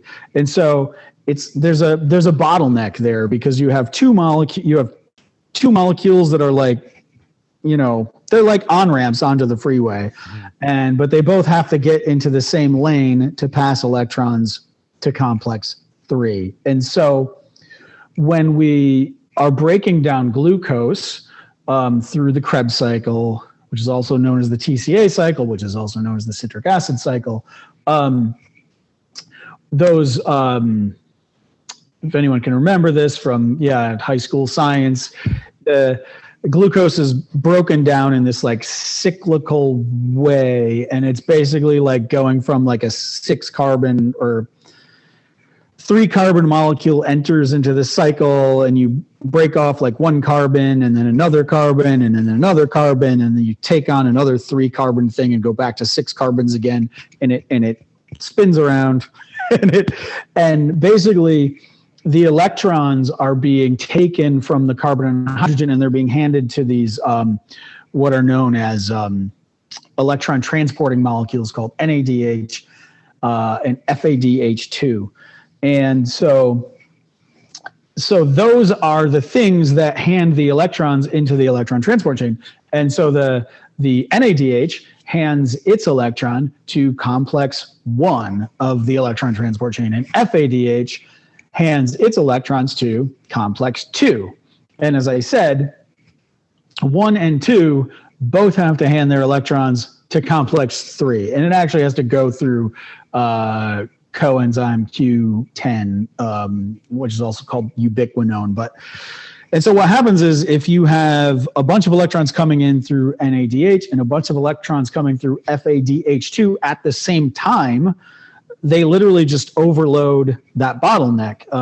You got a bunch coming in, through this on-ramp and a bunch coming in through that on-ramp, and everybody's trying to get in the same lanes, and anyone who's lived in a city can tell you that's when traffic jams happen. And it's kind of really almost the same concept as 2 freeways merging. And if there's a lot of cars on both freeways, you're going to have a backup in traffic. And that's really what it is. And so what happens is the first step so the end result of fat oxidation and glucose oxidation is the same. Acetyl groups enter into the citric acid cycle, but the first step of fats being broken down, when they're being broken down into little 2 carbon units, is something called beta oxidation. And beta oxidation produces an extra molecule of FADH2. And so for a long fat, so stearic acid is an 18 carbon fat. It's all saturated. So each time that you take 2 carbons off of, if you're going to break it all the way down, you've got, each time you take off 2 carbons, you make another FADH2. So you make like an additional 9 carbons from breaking a stearic acid molecule all the way down. It's actually 8 because the last one doesn't count. So in a fully saturated fat, every 2 carbons, you're making an extra FADH2. And so what that does is it puts more cars onto on-ramp number 2. And that is really what causes the superoxide to be produced. And so every time that you introduce an unsaturated bond into that saturated fat, you make 1 less molecule of FADH2, which is to say less cars on the second on-ramp, traffic flows more freely, not as much hydrogen peroxide is ultimately produced. And so a polyunsaturated fat, like linoleic acid, actually has 2 unsaturated bonds. And so that makes 2 less FADH2 than does stearic acid. And so stearic acid is 18 carbon saturated. Oleic acid is 18 carbon monounsaturated, which is to say it has 1 double bond and produces 1 less FADH2. And linoleic acid, which is what's in vegetable oil, is again, it's 18 carbon length fat, but it now has 2 double bonds, and so it therefore produces 2 less FADH2 than does stearic acid. And that sounds like a minor difference. Yeah. But in fact, very small differences in the ratio of NADH and FADH2 on these on-ramps to, go on to this complex 3 ultimately can make pretty big differences in the amount of hydrogen peroxide being produced in this electron transport chain. Right. So let's break this down and summarize it again for people. I know this is getting super intense. We're hopefully going to pull it together here in a second. But okay, we're back in the mitochondria. We're in this inner membrane. We're now metabolizing different types of fat. One type of fat, the saturated fat, ends up making more of the quote unquote waste product, the hydrogen peroxide, which is a reactive oxygen species. which is coincidentally something that we've seen, and we have no ability to have nuance in our culture anymore. I think this is very evident in health and medical literature all the time. LDL bad. It's a very, very obvious thing where people can't sort of look at things with any broader of a scope than just good or bad. In this case, and we'll get to, reactive oxygen species are actually more of a signaling molecule in this effect. Same thing with insulin resistance. Can be good, can be bad. Just really depends on the level of either physiological or pathological representation. So we're saying saturated fat leads to more free radicals, and which leads to more reactive oxygen species. Polyunsaturated fats, less. And that's basically like the more double bonds that you have, the more that this changes, and the worse the F to N ratio gets from, I guess, making the signaling molecule. So things get backed up. We produce a signaling molecule. What does a signaling molecule do outside and the rest of the body? And I guess the areas that you're most interested in. Right. And so this is where, hydrogen peroxide is really a cool little molecule. I already said one thing that's really unique about it is it has the ability to be both kind of water soluble and fat soluble, so it can diffuse out of the mitochondria into the cytoplasm.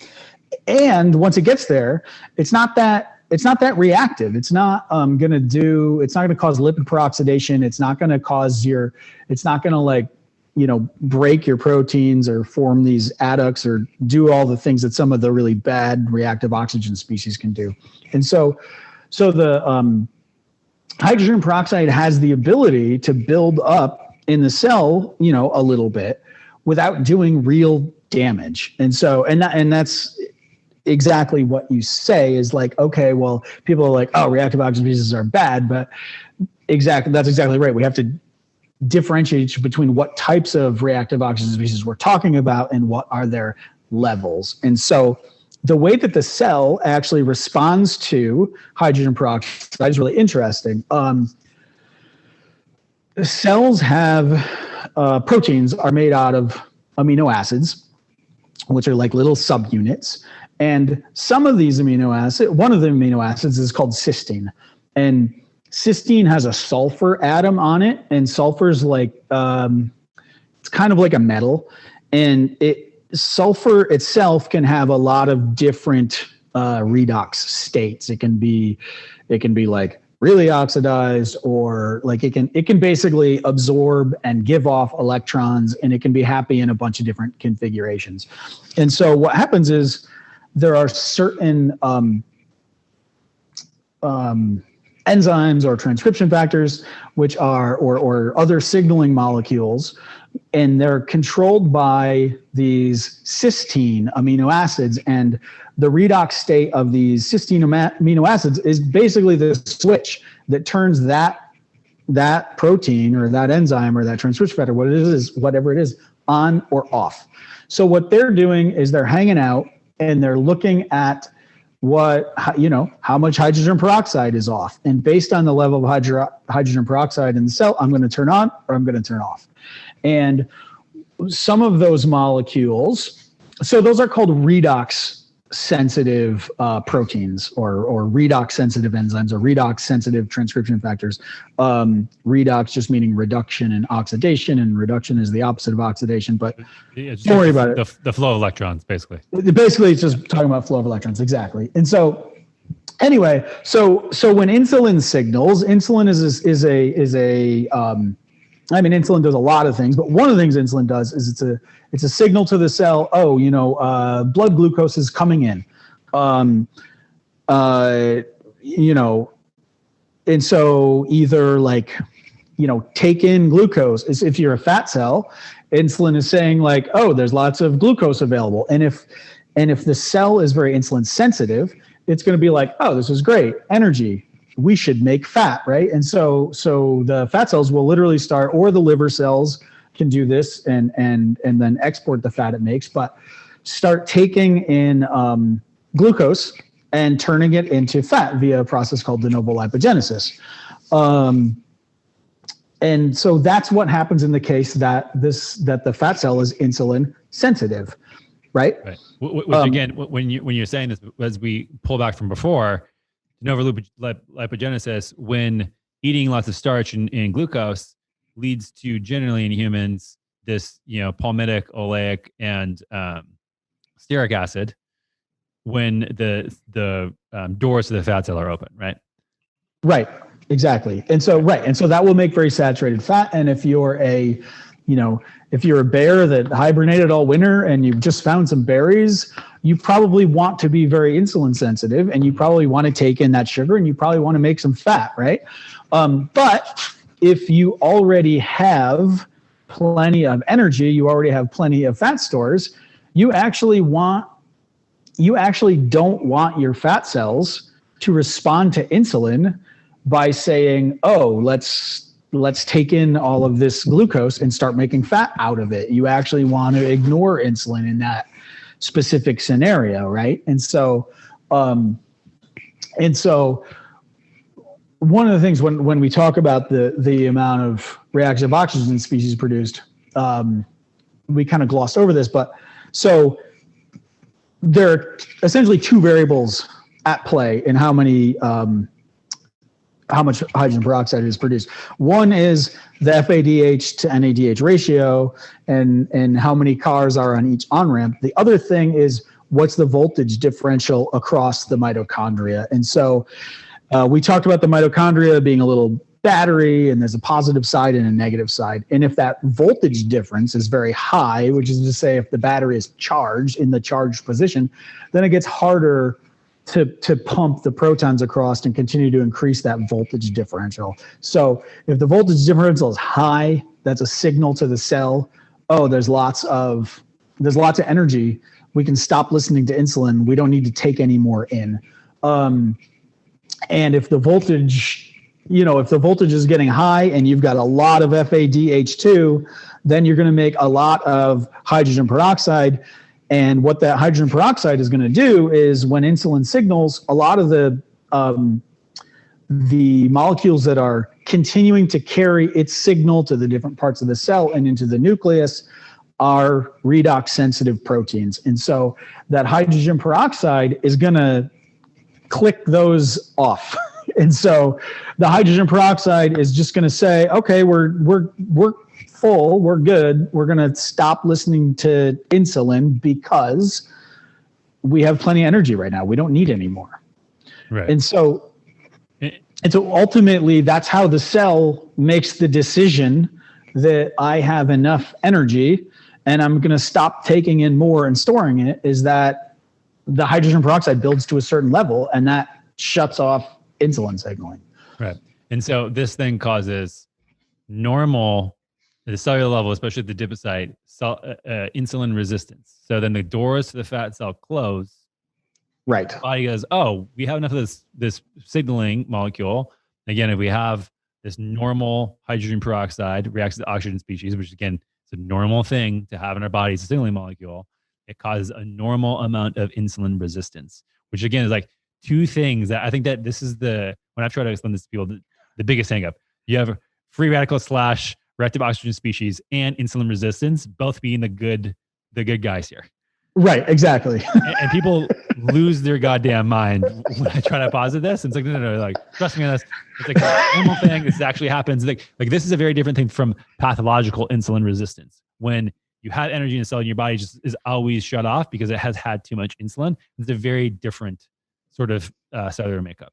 But this, like you said, these redox molecules on the cell surface that get sort of signaled from the hydrogen peroxide. This is an appropriate cycle here and one that we've had conserved for a very, very, very, very long period of time. Right. Exactly. So this is just normal biology, and it's the way the communication happens. It's the way, and if you look around, there's tons of these redox sensitive proteins who are responding to hydrogen peroxide in different ways. And so I actually think there's an interesting recent paper about reductive stress, which is like the opposite of oxidative stress. And it's something that no one's thinking. Everybody's like, oh, oxidative stress bad. And it's like you say, it's like, no, but the cell doesn't want no oxidative stress, it wants to be in balance. It wants to be in the center. And it, Right. you know, a little bit of hydrogen peroxide is not really oxidative stress. It's, although people refer to it as oxidative stress, but it's really, that's just the way cells work. You know, like there's a great paper called "The Cell Cycle is a Redox Cycle." And it talks about every time a cell is going through the process of dividing and mitosis and all this stuff, every step it is looking at the redox status of the cell. So this redox signaling is really fundamental to all cellular decisions.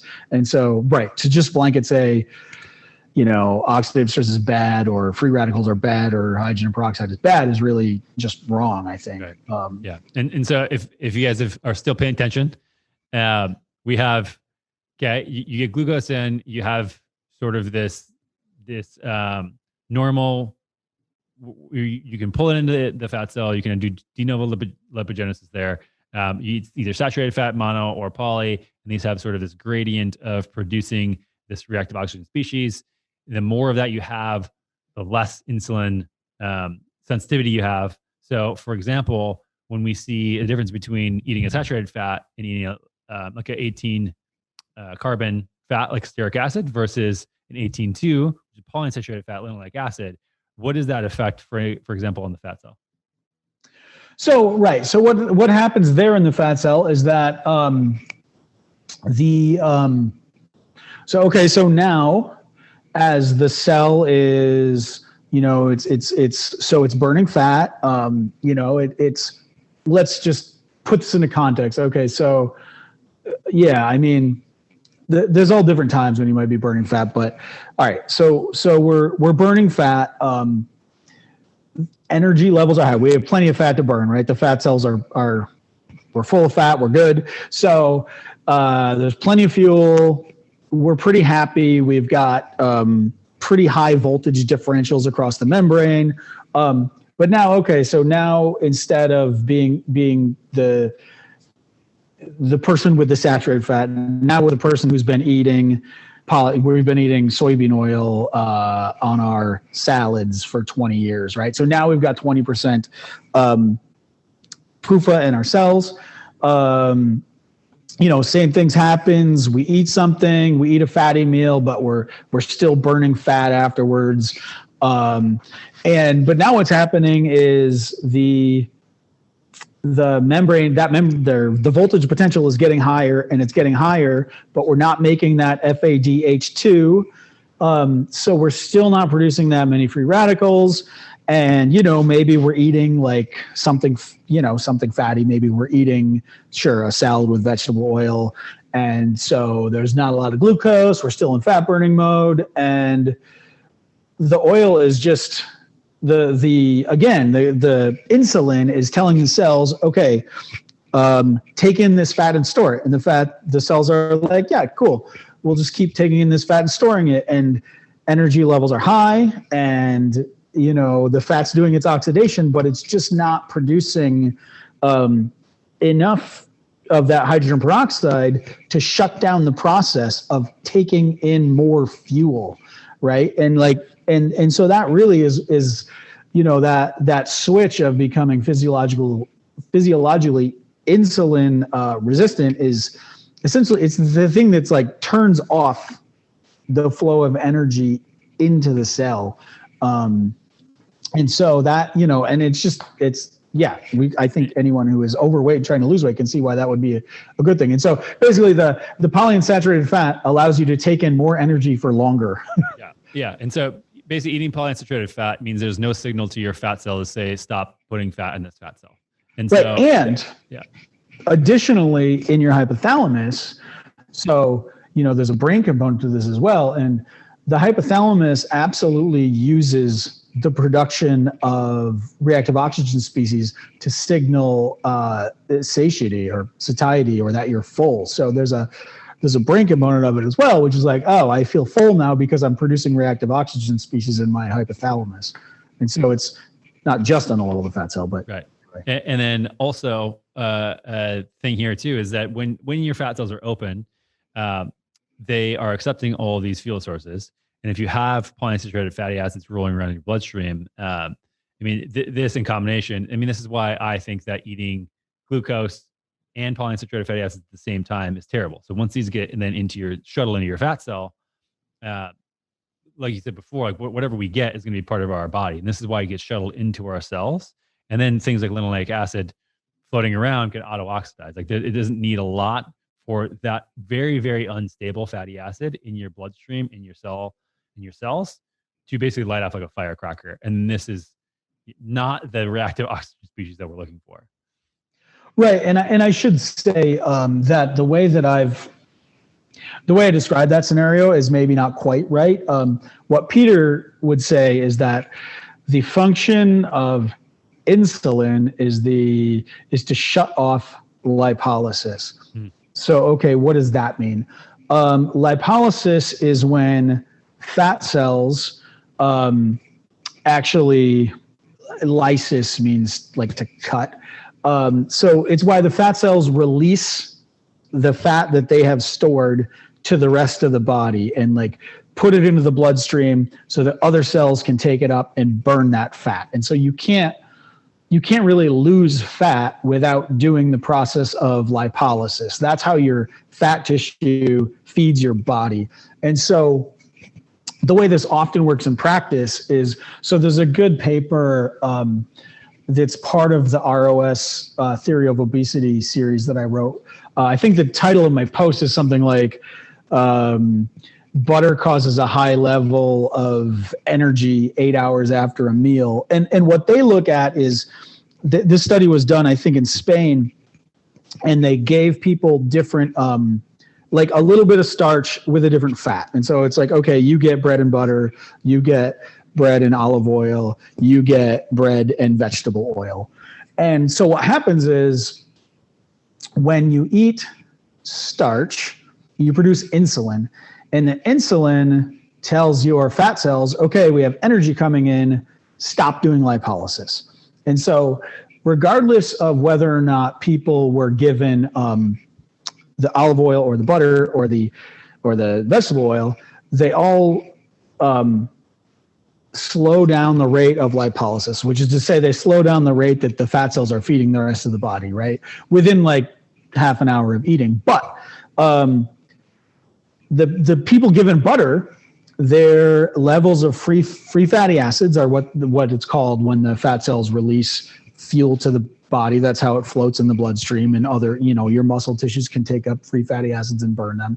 The group given the butter, the amount of free fatty acids don't drop nearly as fast or as far as people given olive oil or vegetable oil.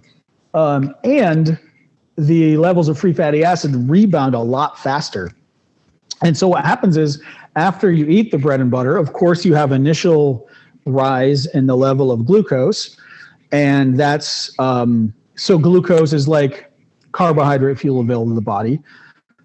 At the same time, the level of free fatty acids is dropped. And so you have less fat fuel available to the body.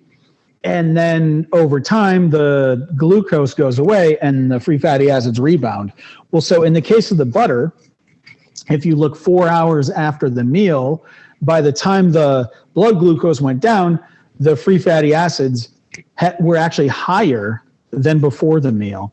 So the people who got the butter 4 hours after the meal actually had more energy available in their bloodstream than before the meal, which is probably to say they're not going to be that hungry.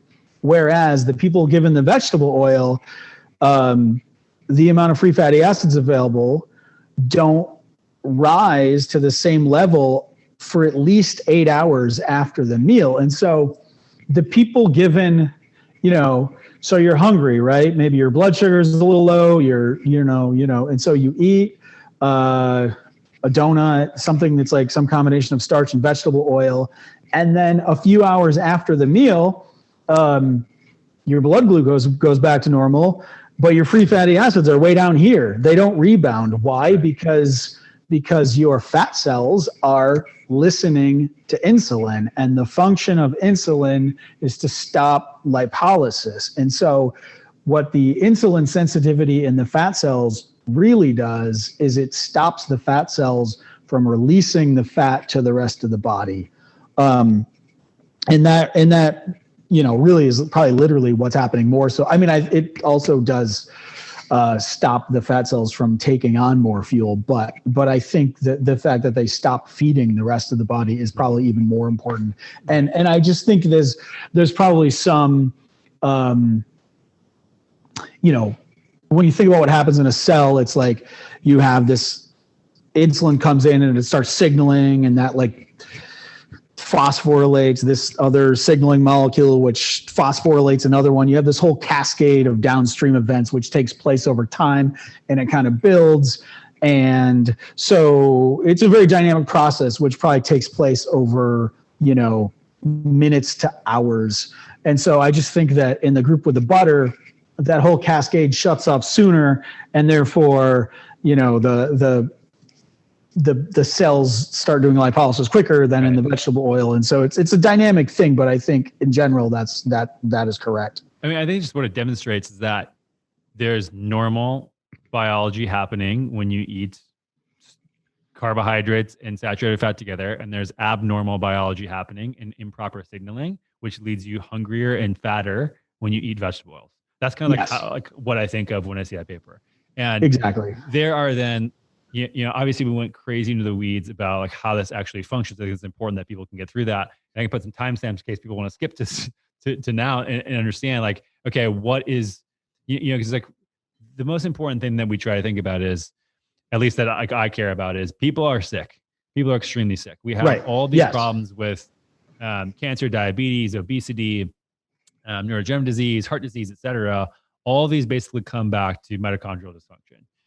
We can also look at very different mechanisms of linoleic acid affected on the cardiolipin, having these other downstream metabolites that are completely toxic to the human body. And again, like, it would be normal in very small amounts. The excessive amount is leading to such crazy downstream effects that just in a very, very basic level on the fat cell, you can't release fats, screws up your energy, screws up your satiation, you stay fatter, you get fatter. Not good. Like that's just a very, very fundamental basic thing that we can demonstrate. And I'm sure you could go on and on for like 5 hours about different studies. And I think another good demonstration is the banana study, the banana milkshake study. Right. So, I mean, you just want to talk about the results. Yeah. So that's everyone's favorite study. I call it the banana milkshake study. Of course, that's not really what it's called, but I think on my blog, my post about it is called "This is what fat burning looks like," and it's really interesting. So stearic acid, like I say, is the 18 carbon saturated fat, and it's in beef fat, it's in chocolate, it's in butter. It's very high in chocolate, actually, cocoa butter. And so there's some signal, and the mechanisms of it haven't really been fully worked out. But what these guys did was and what's really nice is in real regular people. So they found 20 volunteers, and they asked them to eat a low fat vegan diet for 2 days. And then they came into the lab and they gave them this milkshake, which had a bunch of 25 grams of stearic acid blended into it. And so, like I say, stearic acid, it's just saturated fat. That's all that it is, right? And so they chugged down this milkshake, and within 5 to 6 hours, they have these brilliant electron micrograph images of stained green of the fused mitochondria. So what happens is this dietary saturated fat coming in actually caused people to increase their rates of fat oxidation or of fat burning, and the mitochondria, we think of mitochondria as just being these like little isolated things, but in fact they're very dynamic, and all the time they can fuse into these long networks of mitochondria, or they can break back apart. But in response to this single dose consumption of stearic acid, all of these, the mitochondria actually fuse into these long networks of mitochondria. And they also did some interesting work to show that indeed, in the human as an organism, they were burning more. They were absolutely burning more fat. So, I talk about stearic acid putting you into fat burning mode. And so that was kind of that was one of the things. There was also an interesting study in mice where, this woman was Valerie Reeves, I think her name was. She was feeding mice in the lab a regular mouse diet, which is basically mostly starch. And then she had these other diets, and one was actually starch with stearic acid, and one was starch with oleic acid, which is, in olive oil, the monounsaturated fat.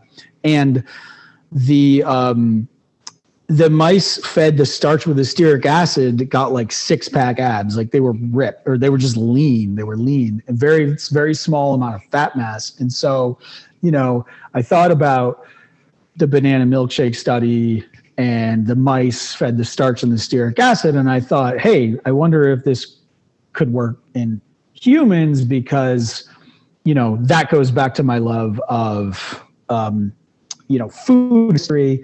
And I thought about, okay, well, French people are lean and they're eating things like croissants, which combine starch and saturated fat. And baguettes and butter. And baguettes and butter, cheese and butter. Yeah, baguettes and cheese, right? And so you're like, okay, well, how is, I feel like combining starch and the fat is the thing that so many people are saying, like, oh, don't combine starch and fat. That's the worst thing you can do. But I'm like, well, it seems to be working out for the French. Okay.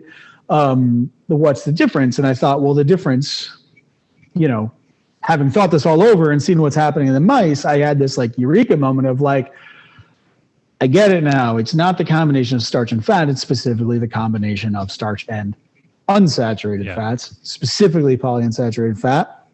And so and then when I started reading I looked at the mouse diet that Valerie Reeves was given and the proportions, and I was like, this is basically a croissant diet. This is a croissant recipe that I'm looking at.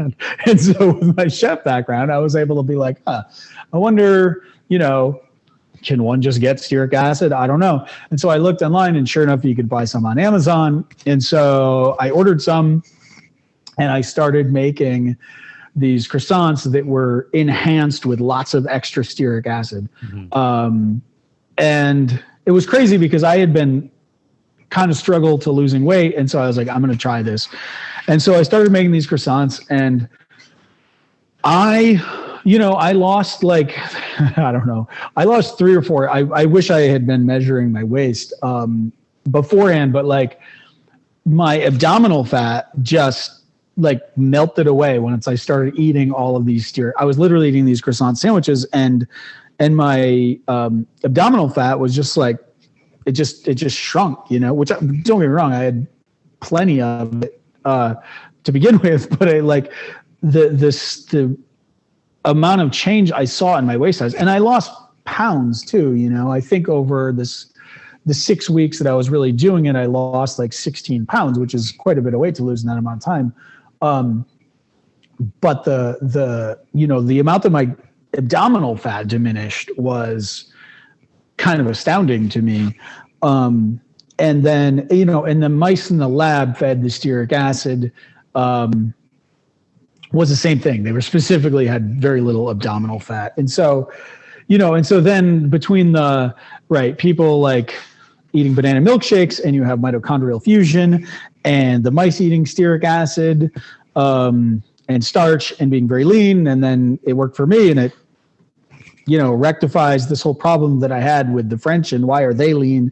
And so, obviously that was the kind of how I came up with the croissant diet and how that little experiment worked out. And, I think that's what's so great about looking into the detail about fatty acids we're consuming. And I think this kind of like goes back to the whole name of my podcast, Natural States. Like anything in its natural environment is healthy, essentially. It's like once we start departing from that and eating excess fatty acids that we have never done historically, signaling in cell goes wrong. We get fat, we get sick, it breaks our mitochondria, everything goes awry. I believe it to be the main cause of chronic, like pretty much every single chronic disease that we have. Obesity. Like I think that the majority of why U.S. had such a bad response to COVID.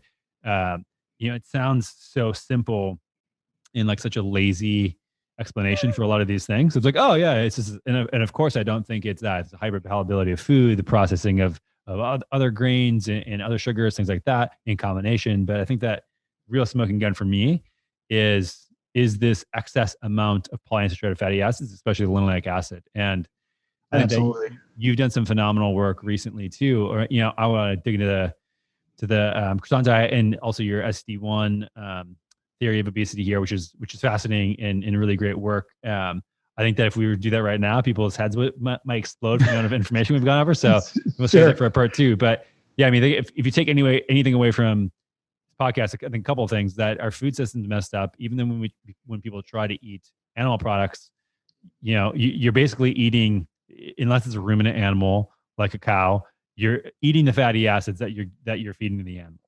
And even still, like maybe a concentrated version of those. When that happens, it completely messes up normal human physiology. It just screws it all up, 100%. Right, so, totally.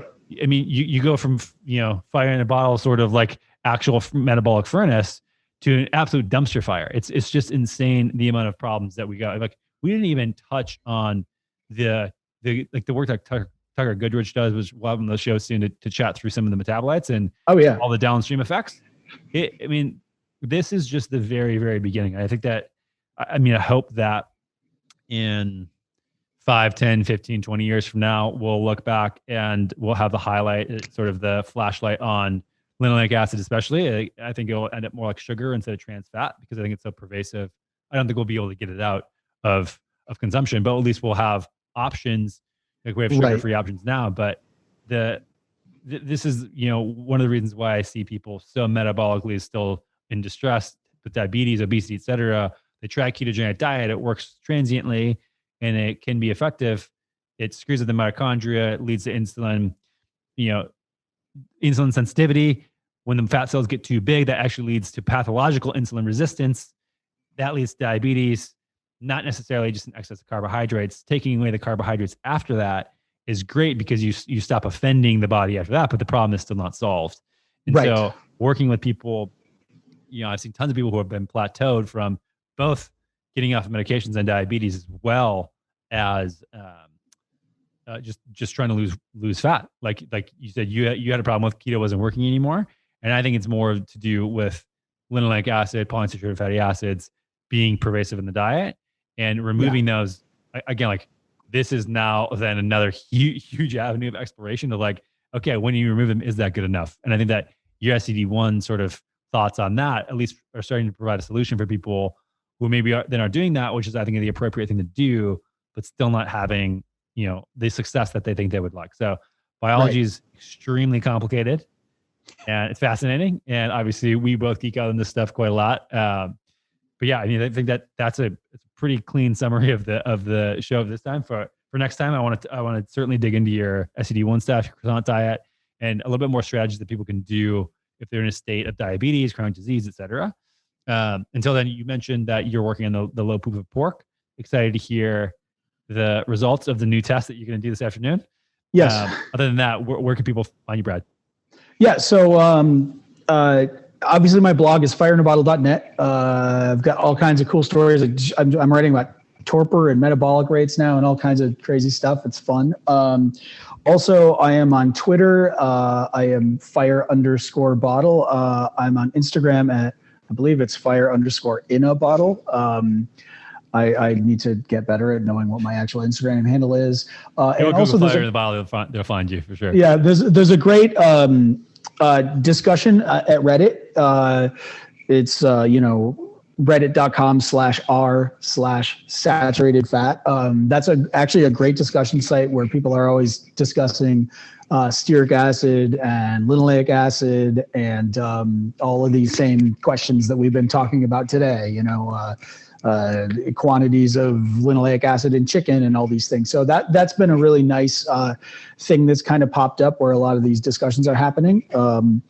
Did I miss anything? Oh, guess what? Brand new TikTok account. I have not released a TikTok video yet, but I'm actually working with my very talented longtime employee, who used to be actually my farm manager, but she's a clever artist, and we're going to do a series of little kind of like animated, little cartoony version of mitochondrial science and all the things that I talk about in the blog in a very nerdy, geeky way. We're going to do a cool little cartoon version of. And so that's the kind of thing that you can see on the TikTok.